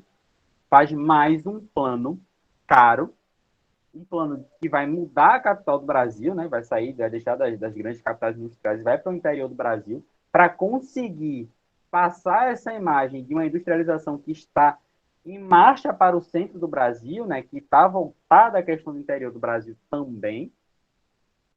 E a partir daí, num plano ambicioso, caríssimo, alinhado com Oscar Niemeyer, Jael Pinheiro, que é um engenheiro, Lúcio Costa, Brasília nasce como a nova capital do Brasil. A partir daí, ele vai conseguir ganhar a população, porque, enfim, era uma cidade que nasceu no meio do nada, né? Brasília não era nada, era um monte de terra, assim, horrível. Ele conseguiu plantar, enfim, projetar uma cidade extremamente moderna e fez, sabe? Em 3 anos, Brasília saiu. 3 anos. Ele disse que ia fazer em 3 anos, saiu. Então, é para comprovar essa eficiência do plano de metas. E, além disso, Brasília ela tem essa importância porque ela foi responsável por desviar da sociedade a atenção dos problemas de difícil solução, como a questão da inflação e da dívida externa que o Brasil havia contraído. E a questão da reforma agrária também, né? Porque os camponeses eles queriam uma reforma agrária trabalhista, que visava a divisão de terras e a entrega da pequena propriedade ao camponês, e Juscelino simplesmente fechou os olhos, virou a cara. Simplesmente se absteu de comentar essa questão. Então, Brasília, ela surge, eu não diria nem como cortina de fumaça, não seria uma cortina de fumaça, mas seria como uma vitrine do próprio plano de metas, certo? E, por fim, eu quero... Fácil, sabe? Graças a Deus. Quero falar dos legados. Primeiro, eu quero que vocês observem a charge à esquerda, que mostra, ó, percebam, esse moço aqui, o mais baixo, está escrito povo, né? Representa o povo, e aqui na direita é Juscelino. E ele está dizendo, primeiro, o projeto dos automóveis, depois de você, tá? Basicamente mostrando que a preocupação de Juscelino não estava relacionada à população, e sim ao desenvolvimento industrial, né? Ao plano empresarial. Era essa a preocupação do Juscelino. Além disso, eu trago esse memezinho. Oi? Deixa eu falar, Andresa? Pode dizer. Andresa? Certo? Seu microfone está aberto. Enfim. Qualquer dúvida é só falar. Esse memezinho eu trago aqui no meio, porque eu acho que ele ilustra muito bem a questão do que é 50 anos em si, que o Brasil não conseguia. De fato, foi um plano ambicioso demais para o Brasil. O Brasil, não, tranquilo, acontece. A tecnologia tem dessas. Dá uma olhada na gente, a gente não percebe. E realmente o plano de 50 anos em si foi demasiadamente ambicioso para o Brasil. O Brasil não aguenta. O Brasil não tem esse calibre para tamanha pretensão do governo. E, por fim, eu deixo aqui e passo a bola para o Will, que é o seguinte, nessa última margem. À esquerda, a gente tem Juscelino, que diz, eu fiz 50 em 5. E ao lado dele tem o seu sucessor, que é Jânio Quadros, que diz, eu vou pagar os 50 em 5. Sempre ressaltando essa ideia da dívida que o Juscelino deixou ao Brasil para conseguir concretizar o seu plano de metas, né? Enquanto isso, ele deixou o problema para Jânio resolver e foi para Paris, que é o que está aqui escrito na maletinha dele. E com isso, eu passo para o Will. E aí, gente, boa noite. Agora eu vou pegar o período da década de 60. Gente, eu queria só fazer uma breve observação sobre o que Tomás estava falando, sobre a Constituição de Brasília. É que uma das grandes problemáticas de Brasília tem a questão do êxodo rural. Brasília ela foi construída ela foi a primeira cidade planejada do país, né? E a gente já pode observar que dentro dessa nossa sociedade as nossas cidades não são planejadas, elas já aconteceram. Então, logo o problema de infraestrutura era muito grave. A Brasília ela foi planejada, ela foi estruturada de acordo com um projeto. E aí quem executou esse projeto foi a classe popular. Quem executou esse projeto foram as pessoas mais pobres. E quando se acabou quando Brasília foi construída, né, quando ela foi feita, para onde é que foi essa população? Para onde é que foi esse pessoal que ajudou o Brasília a ser construído? E aí é uma das problemáticas, sabe? Que fica dessa construção. Muitos acabaram ficando ali nos arredores de Brasília, né? E desenvolvendo as periferias.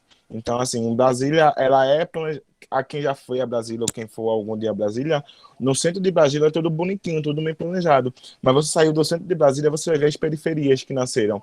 Então, assim, tem essa problemática. E, além disso, eles estavam recebendo de acordo com o que eles trabalhavam.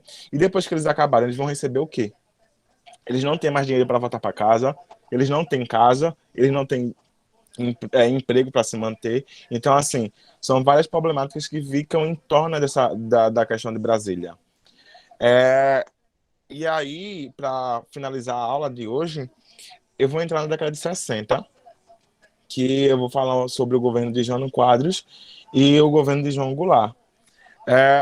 Tem a eleição em 1960 e quem ganha essa eleição é o Jânio Quadros.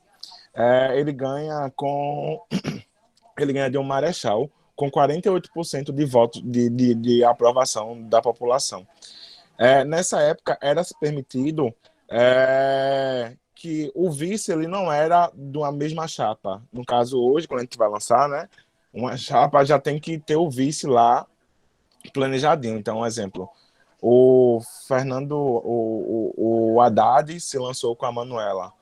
O Bolsonaro se lançou com o Mourão.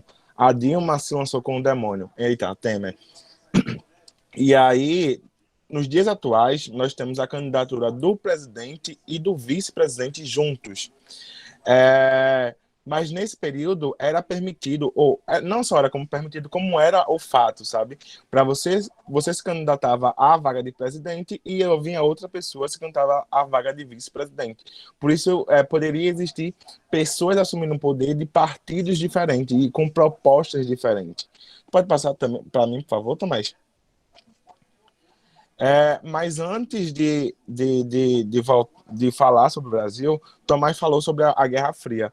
Gente, é inviável a gente entender esse contexto da década de 60, da década de 50 e também da década do Mateus, né, da década de 45 a 50 mais ou menos, sem entender o que estava acontecendo no mundo. A gente estava vivendo durante o governo de Vargas, né, o primeiro governo, a gente viveu durante o período entre guerras e o período da Segunda Guerra Mundial. Quando ele sai, é o período mais ou menos que já tem acabado a Segunda Guerra Mundial. E depois que acaba a Segunda Guerra Mundial, nós vemos o nascimento da bipolarização do mundo. Já existia a União Soviética durante o momento da Segunda Guerra Mundial, tanto é que ela é uma da maior força que vai ajudar no combate à Alemanha. Mas após acabar a Segunda Guerra Mundial, existe uma disputa econômica, existe uma disputa, uma briga pela hegemonia econômica do mundo.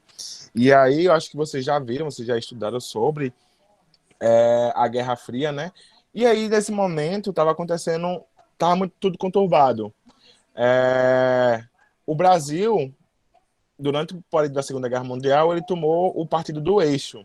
E aí ele estava ali coladinho com os Estados Unidos. Então, Brasil e Estados Unidos, assim, best friend, né? Agora, é aquele best friend, tipo, a Regina Geórgia. Os Estados Unidos era a Regina Geórgia e as amigas dela ficavam lá tentando ganhar alguma coisa. A Regina Geórgia estava pouco se lixando para o bem-estar das amigas. Ela não estava nem aí para as amigas. Mas ela queria a popularidade. Ela era a maior, ela era o centro. Quem andasse com ela, né, ficava bem vista, mas não quer dizer que era ajudada por ela. E isso é o caso do Brasil, que o Brasil ele se entregou para os Estados Unidos, ele foi um grande aliado econômico dos Estados Unidos, mas os Estados Unidos estavam nem aí para o Brasil. Durante isso, fica muito evidente durante o governo do Dutra. Eu vou explicar logo para não ter que voltar, sabe? Durante o momento do governo do Dutra, existe uma grande briga entre dois eixos. O eixo nacionalista e o eixo entreguista. O Dutra ele é visto como um entreguista. O entreguista é aquela pessoa que vai pegar vai abrir as suas portas política e econômica para o capital estrangeiro. Então, assim, ele não tinha nenhum plano de desenvolvimento nacional, ele não tinha nenhum plano de desenvolvimento de indústria nacional. O que ele visava era o capital estrangeiro. Então, ele entregava tudo que tinha no Brasil para os Estados Unidos. Ele dizia, olha, essa porteira aqui está aberta para tu pode entrar, tu faz o que quiser. Eu quero alguns benefícios. Isso quer dizer que ele conseguiu os benefícios? Não. Os Estados Unidos pouco se lixou para Dutra e pouco ajudou. Tanto é que quando o Getúlio Vargas ele entra, ele já vai abandonar um pouco mais essa política. Mas durante esse momento, os entreguistas, que era um dos maiores representantes era o Dutra, ele estava entregando a nossa economia para o capital estrangeiro, o que fazia com que nós fôssemos desvalorizados. A gente pode pensar isso até nos dias atuais. Se a gente se entrega muito, se a gente valoriza demais o de fora, o nosso ele fica desvalorizado. E acaba que você não consegue receber o suficiente para conseguir se manter. E aí os nacionalistas apoiavam o desenvolvimento nacional, um desenvolvimento da indústria nacional, porque assim você conseguiria desenvolver uma burguesia, assim, eu vou botar numa burguesia, você conseguiria desenvolver uma burguesia nacional, você conseguiria desenvolver uma economia nacional, e com isso você conseguiria avançar dentro da economia. Ou seja, você não ficaria dependente do capital estrangeiro. O que Tomás e o que Matheus falou durante esse momento todo, o Brasil, o Tomás falou muito da questão das dívidas que o Brasil que o Brasil teve durante esse momento. Então, assim, ele dependia fortemente do capital estrangeiro, ele dependia dos Estados Unidos. Durante esse momento, vai também acontecer algumas revoltas e revoluções. Uma dessas é da Revolução Chinesa, tem a Guerra da Coreia, da Coreia não é agora não, mas eu confundi aqui as datas. Mas especificamente eu vou falar da Revolução, então eu vou citar a Revolução Chinesa e a Revolução Cubana. A Revolução Mao Tse-tung, eu não consigo falar o nome dele, gente, me desculpa, minha língua trava. Mao Tse-tung, pronto.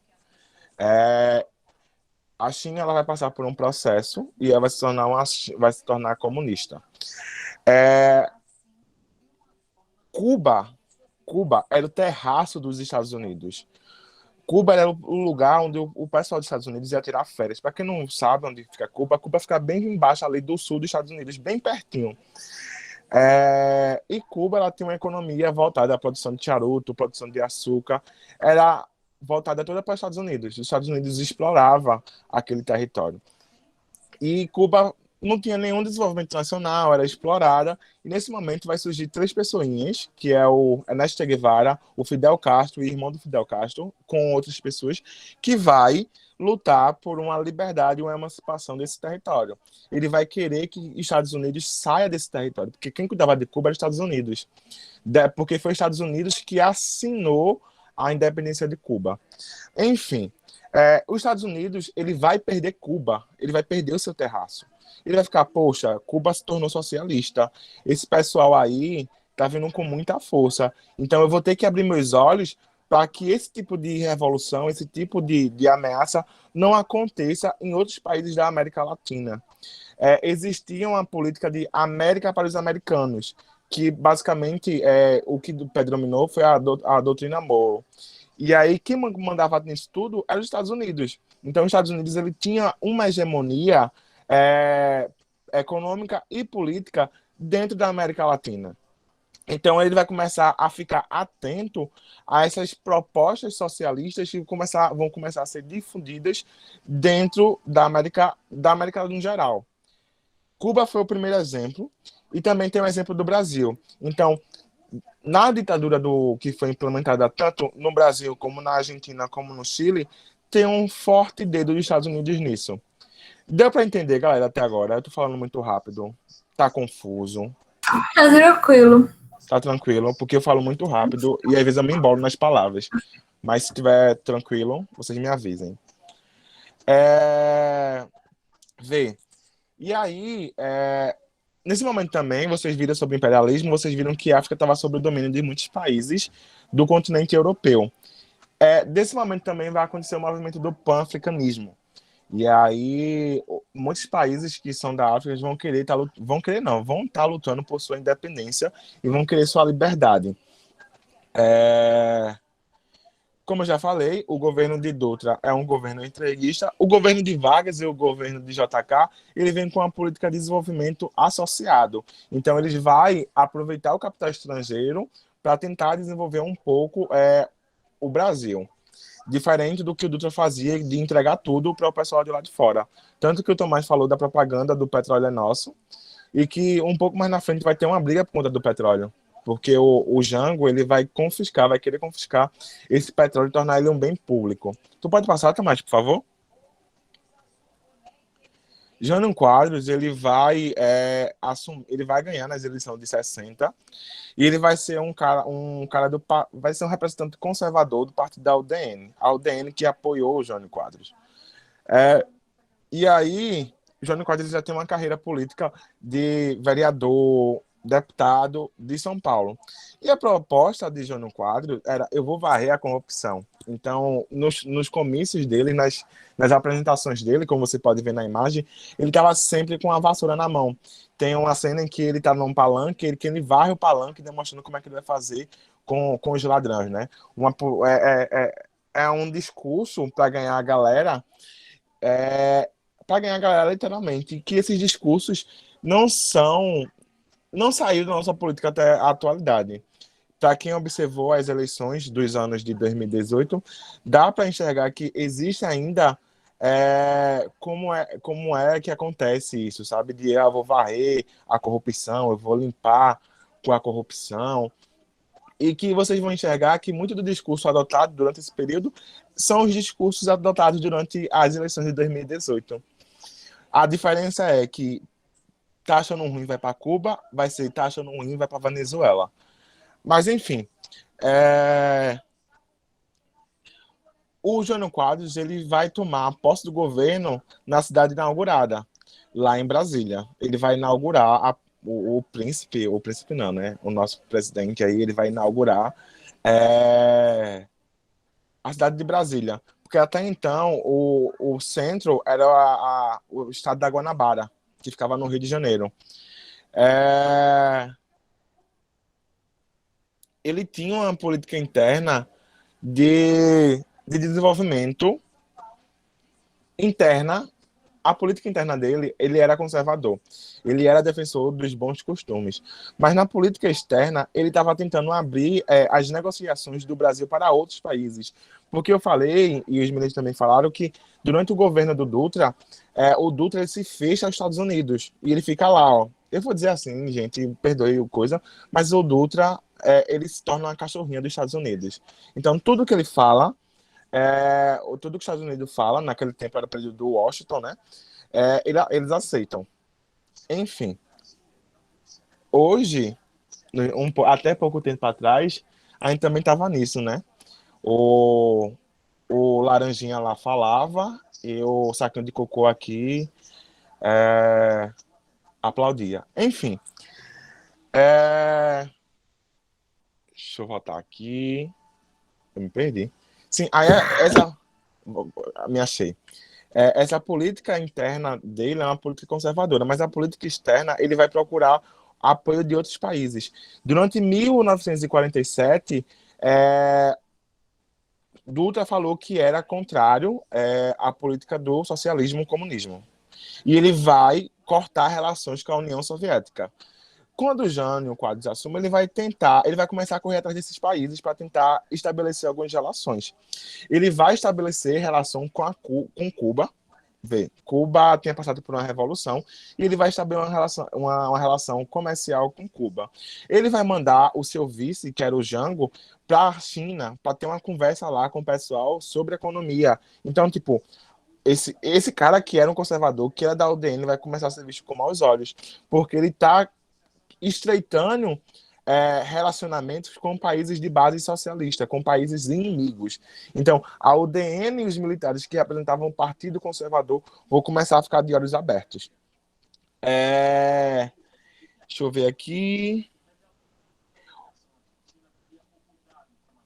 Ele vai também prestar apoio à independência de alguns países africanos, como é o caso de Moçambique e Angola. Moçambique e Angola era território, era administrado por Portugal. O Portugal, que durante esse momento estava sendo governado por Salazar.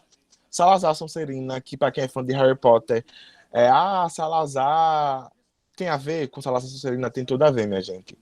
A JK, ela morou um tempo em Portugal. Aquelas roupas ali dos bruxos, elas são inspiradas na farda da Universidade de Coimbra. Se vocês forem lá pesquisar a farda de Coimbra, vocês vão ver que é basicamente igual a do livro.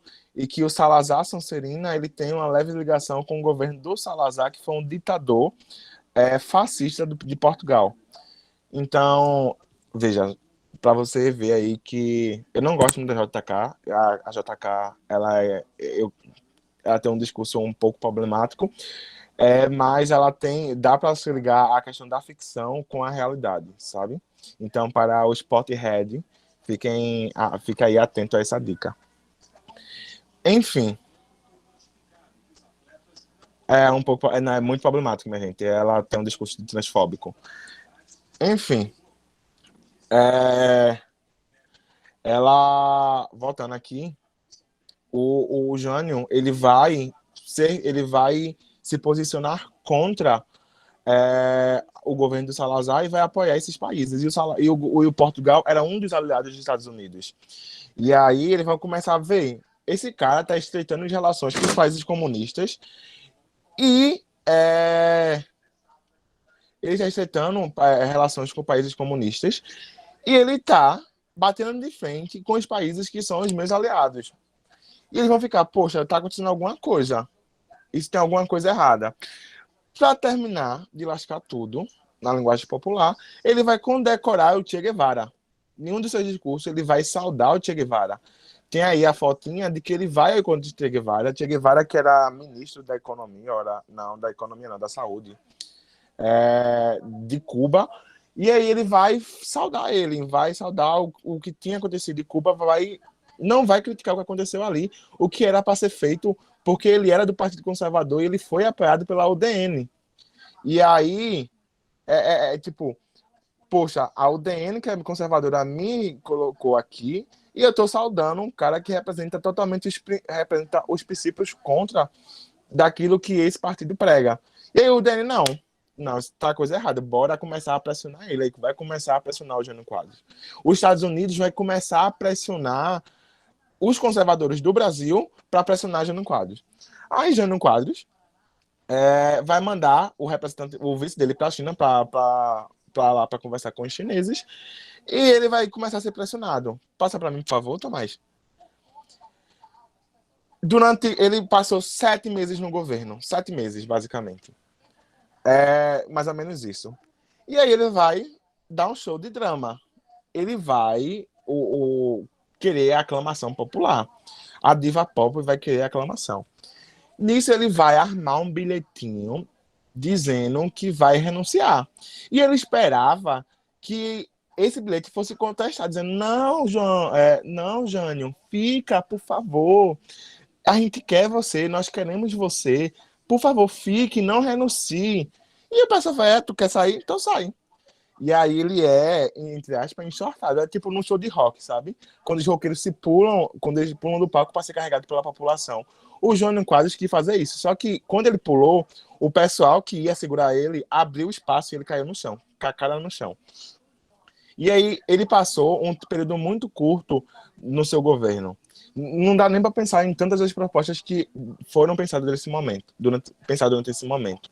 Aqui do lado direito está a carta de renúncia dele e aqui está o jornalzinho dizendo, informando, né, na época, o porquê da renúncia dele, que foi essa pressão que a UDN fez nele e que os partidos conservadores fez nele, porque a política que ele estava desenvolvendo, a política externa que ele estava desenvolvendo, não condizia com a política da UDN e com a política dos conservadores que ele foi eleito para representar.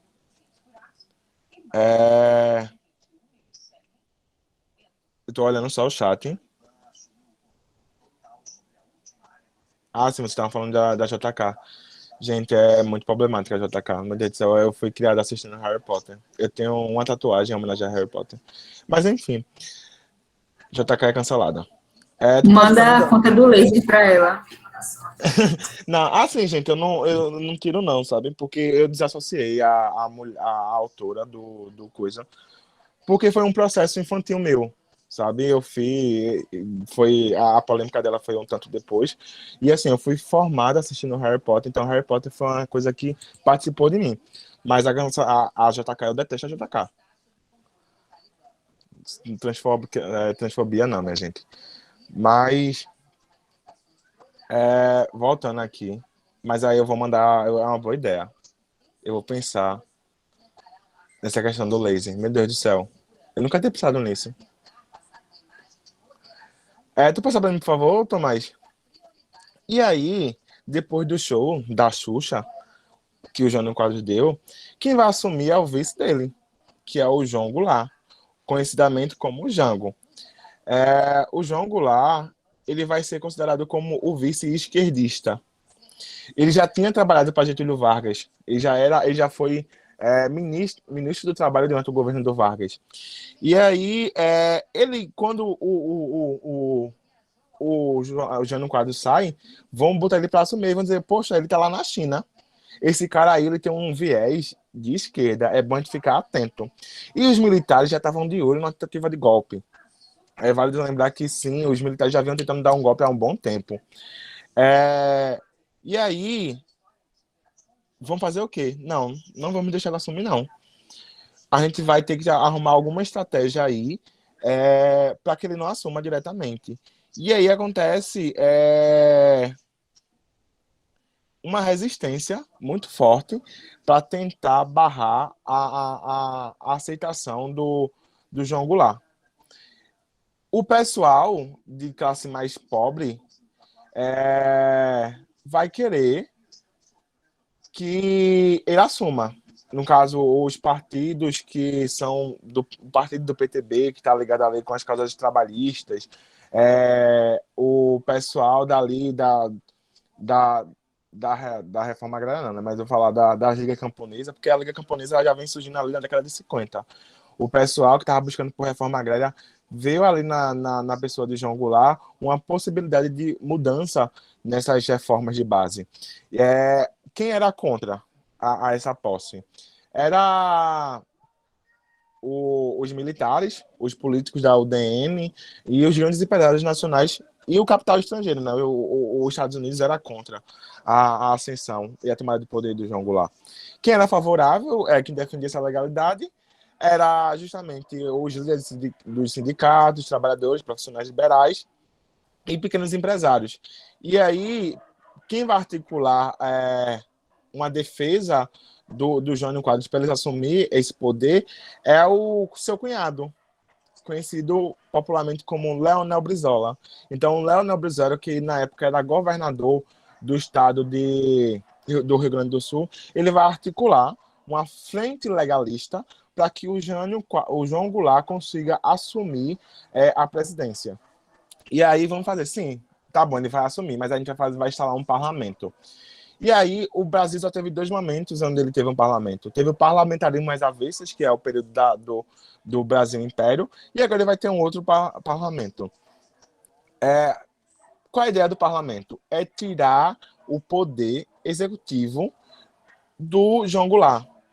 Então, ele vai ser só uma figura representativa.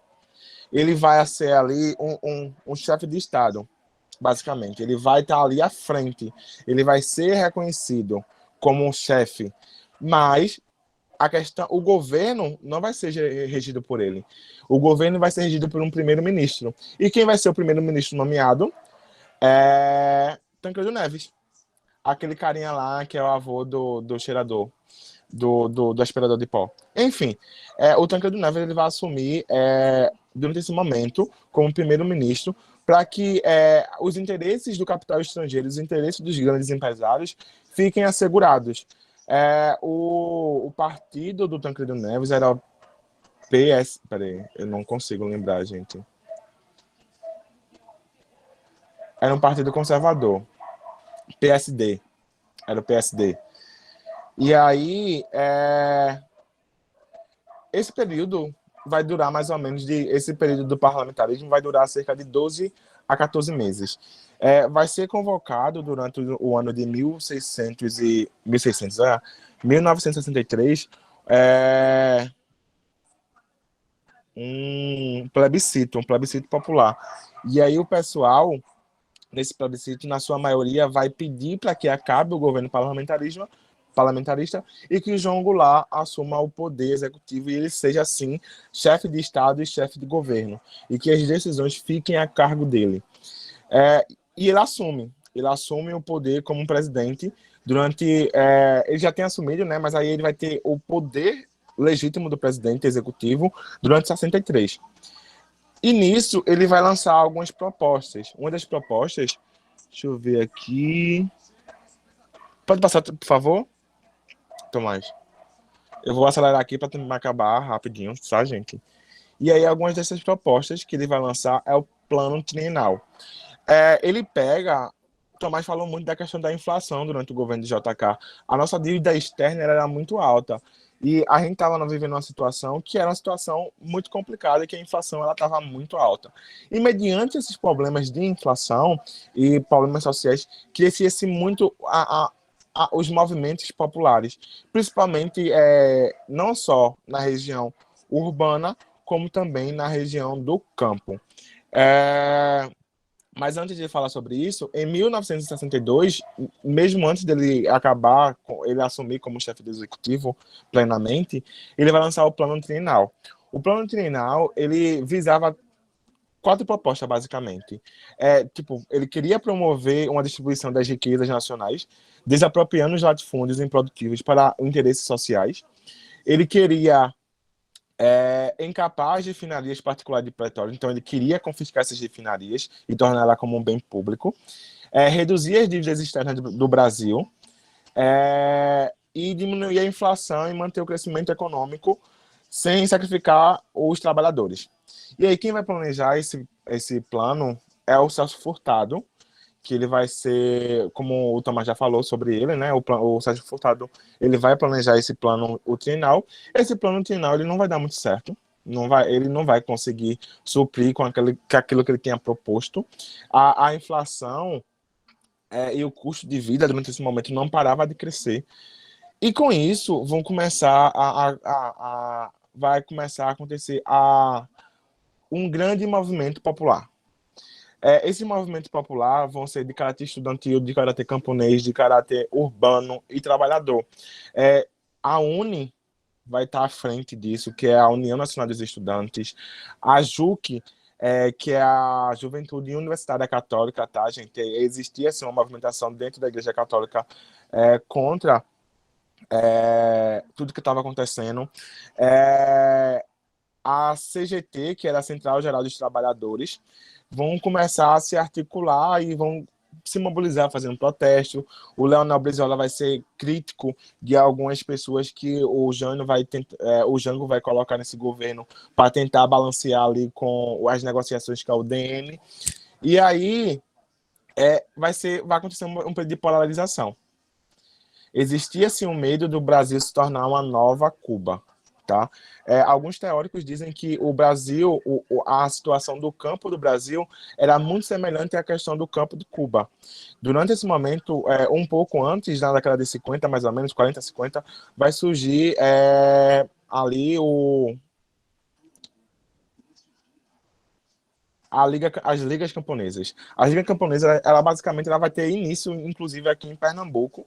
Vamos ter um grande representante da liga camponesa, que é um cara que morou lá em Vitória de Santo Antão, aqui em Pernambuco, que é o Francisco Julião, e que ele vai defender a reforma agrária, e que, além disso, ele vai se embora para Cuba para aprender a pegar em armas, para pensar aqui no Brasil uma luta armada. Então, assim, já existia essa polarização de direita e esquerda, existia uma tentativa de transformar o Brasil em um país socialista, como também existia a tentativa de transformar o país em muito retrógrado nas leis liberais. Tá dando para entender, gente? Tá confuso até então, porque eu tô falando rápido, mas eu quero saber se tá bom para vocês, sabe? Tá dando para entender, sim. Tranquilo. Tá tranquilo? Pronto. Nesse momento vai acontecer a polarização.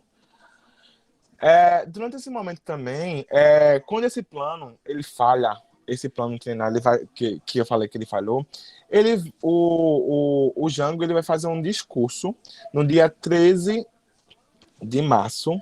É de 13 de março? Não, 13 de maio. Eu sempre confundo, assim, o nome março e maio, gente. Eu sempre troco. Mas aí, esse plano vai dar errado. E essas forças vão começar a pressionar ele. E aí ele vai fazer um discurso em frente à Central do Brasil, à Estação Central do Brasil. Nesse discurso dele, vai reunir quase não. Ele vai falar para 300 mil pessoas. Então, para ter uma noção do com esses grupos eles estavam bem estruturados, quantas pessoas elas estavam inconformáveis com essa política que venha sendo desenvolvida, né? E aí, Leonel Brizola é uma das pessoas que vai falar nesse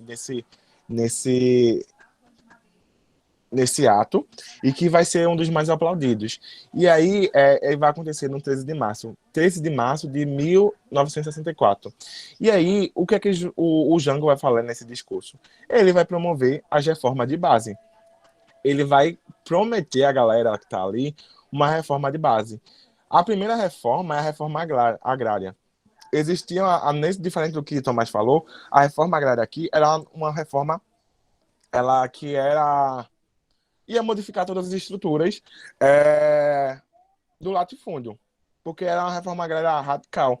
Porque a proposta da reforma agrária é pegar essas terras improdutivas, as terras do Estado, que não são utilizadas para nada, e dar para pequenos agricultores, dar para pequenos proprietários, para que eles desenvolvam ali naquele território subsídios para ele e para toda a população. Vê, o pensamento a nossa produção agrícola é uma produção agrícola voltada para a produção externa. Tudo que fazemos aqui vai lá para fora. Se a gente consegue dar terra desse pessoal daqui, que vai produzir aqui e vai vender essa produção para dentro do país, vamos ter produto de qualidade, vamos ter famílias empregadas e vamos ter produtos a um preço de custo mais barato.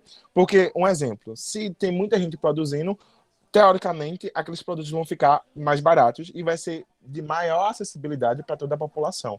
Então, a questão da reforma agrária era justamente isso, pegar essas terras improdutivas que não eram utilizadas, porque, pasmem, no latifúndio tem muitas terras que elas não são utilizadas até os dias de hoje, e redistribuir essas terras para a população. De início, o Jango ele falou em pegar as terras que ficavam perto das ferrovias, essas terras dos estados que estavam abandonadas, e dar para essa população produzir. Essa produção que, teoricamente, seria voltada para o mercado interno. E ia abastecer nosso mercado interno. Se ela conseguisse fazer isso, teoricamente a inflação ia baixar mais, porque nós íamos ter uma produção boa, uma produção rica e que ia garantir a essas pessoas aí o alimento diário. Basicamente era isso.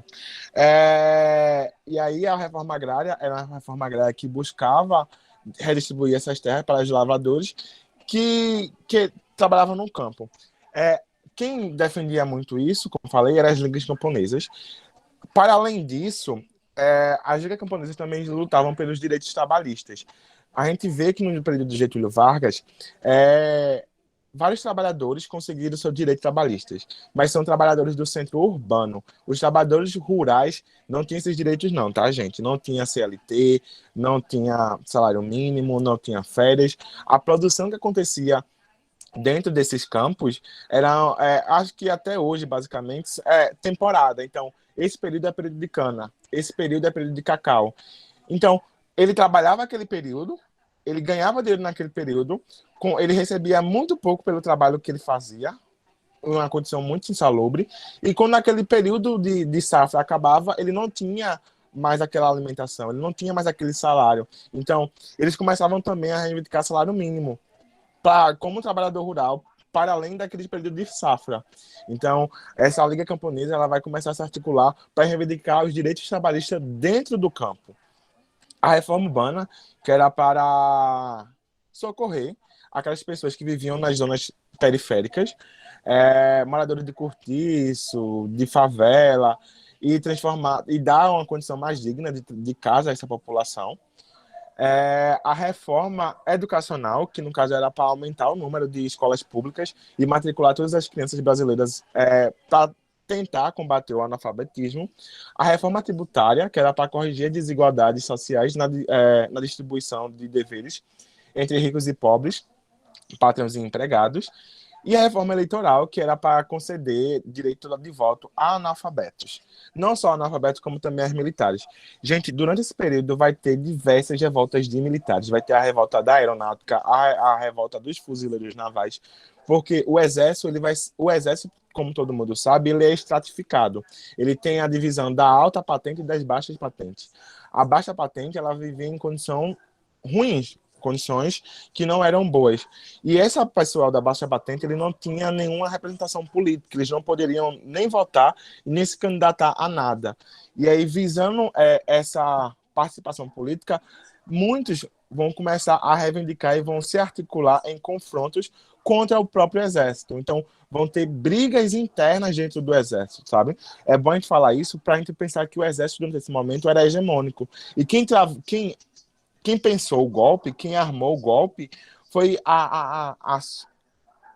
o pessoal que estava ali nos cargos maiores do exército. O pessoal de baixa patente estava ali na mesma condição que os trabalhadores urbanos, basicamente, sabe? Eles trabalhavam para o exército, tinham seu salário, mas as condições que eram dadas a ele não eram condições tão boas.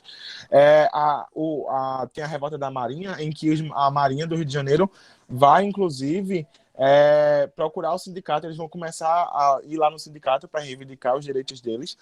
E o governo vai lá e manda os fuzileiros navais acabar com essa revolta de marinheiros. Chegam lá, os fuzileiros navais se sente representado por aquelas reivindicações e acabam formando uma única revolta.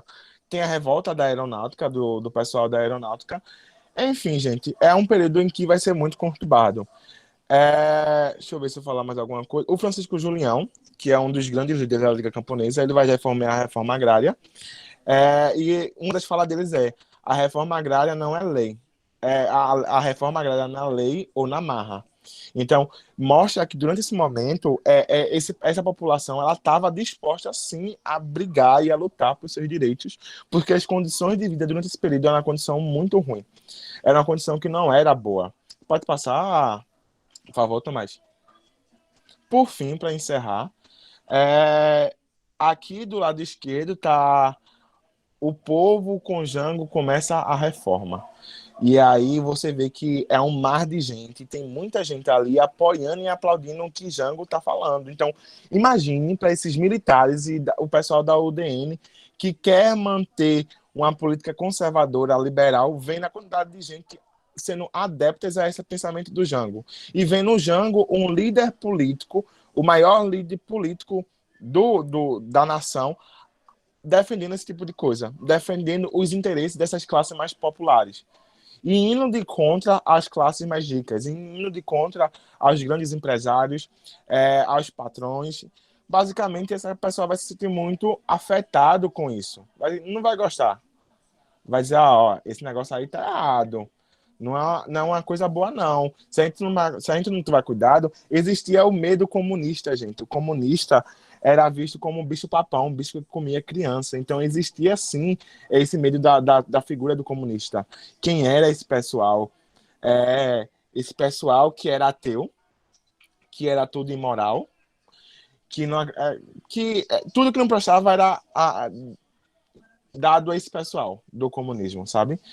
E aí teve um movimento que reagiu ao 13 de março de 64, que foi esse discurso do Jango, que foi a Marcha da Família com Deus pela Liberdade, que foi aconteceu em São Paulo, no dia 19 de março, e ela aconteceu no dia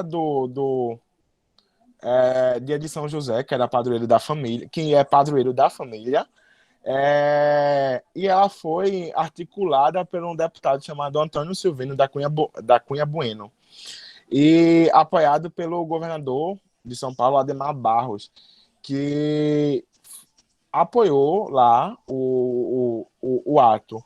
O Carlos Lacerda também ele vai apoiar esse ato, que é o que já tinha sido o governador da Guanabara.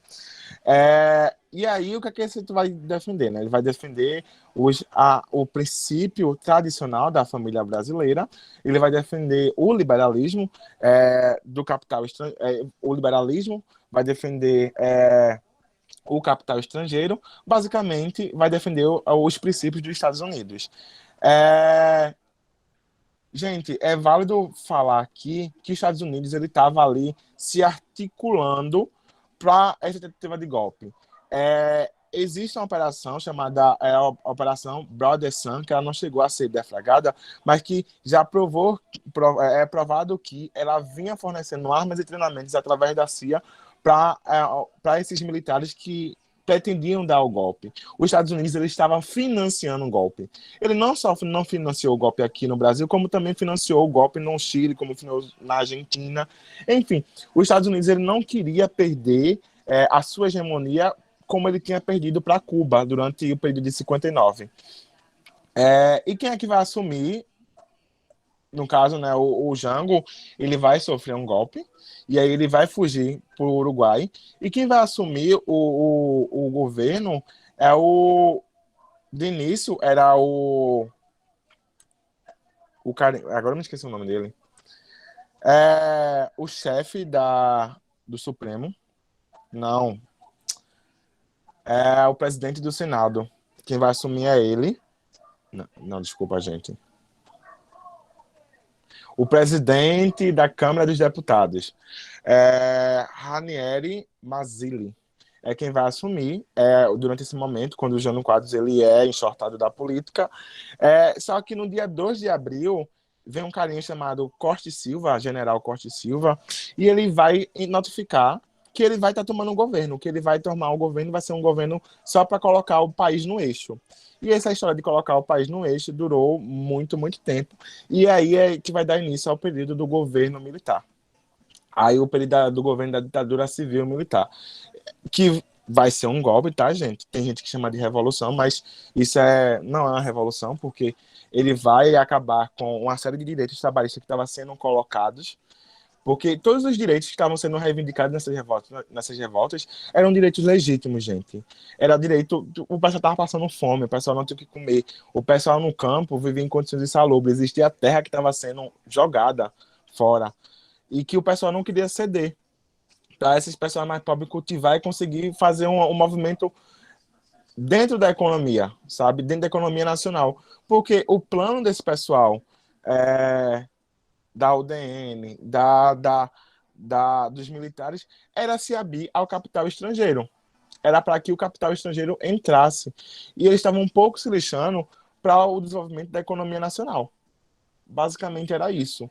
Gente, eu vou ficar por aqui, porque a gente já estendeu a aula demais. Se vocês têm alguma dúvida, podem estar tirando agora, tá? Podem estar perguntando, eu estou aqui para responder. Eu espero que vocês tenham entendido. E é isso. Tomás, Matheus, quer falar alguma coisa? Gente, já comeram a farinha, brincadeira. Só agradecer ao pessoal, né, pela presença até esse momento. E acho que é isso, né, da minha parte. Gente, justamente, eu agradeço. Vocês fiquem de olho aí amanhã, sabe? Vocês fiquem atentos. E assim, para além disso tudo, vocês podem estar pensando nos dias atuais sobre essas políticas anteriores, sabe? Vocês podem estar ligando os fatos do passado aos fatos do presente. Muita gente diz que a gente estuda a história para não repetir o erro do passado. Mas assim, não existe isso dentro da história. A gente não estuda para não repetir, porque a história, quem domina a história é o ser humano. Quem domina não, quem faz a história é o ser humano. E o ser humano é extremamente volátil. Então ele pode ir por caminhos tortuosos, mesmo já tendo um exemplo dentro da história. Mas dá para fazer essa ligação com o passado e estabelecer essas pontes. No mais é isso, gente. Eu agradeço por ter ficado até tão tarde. Desculpa pelo imprevisto. E é isso. Vão lá comer farinha, farofa. Até a próxima aula. Forte abraço para vocês. A gravação. Tomás também. Vou parar. Pronto. Prazer. Eu nunca tenho dado aula contigo, Matheus. Eu acho que é a primeira vez. Prazer em conhecê-lo.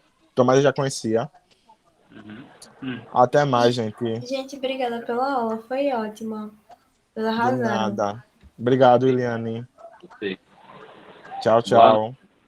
Bom feriado. Cuidado aí. Também.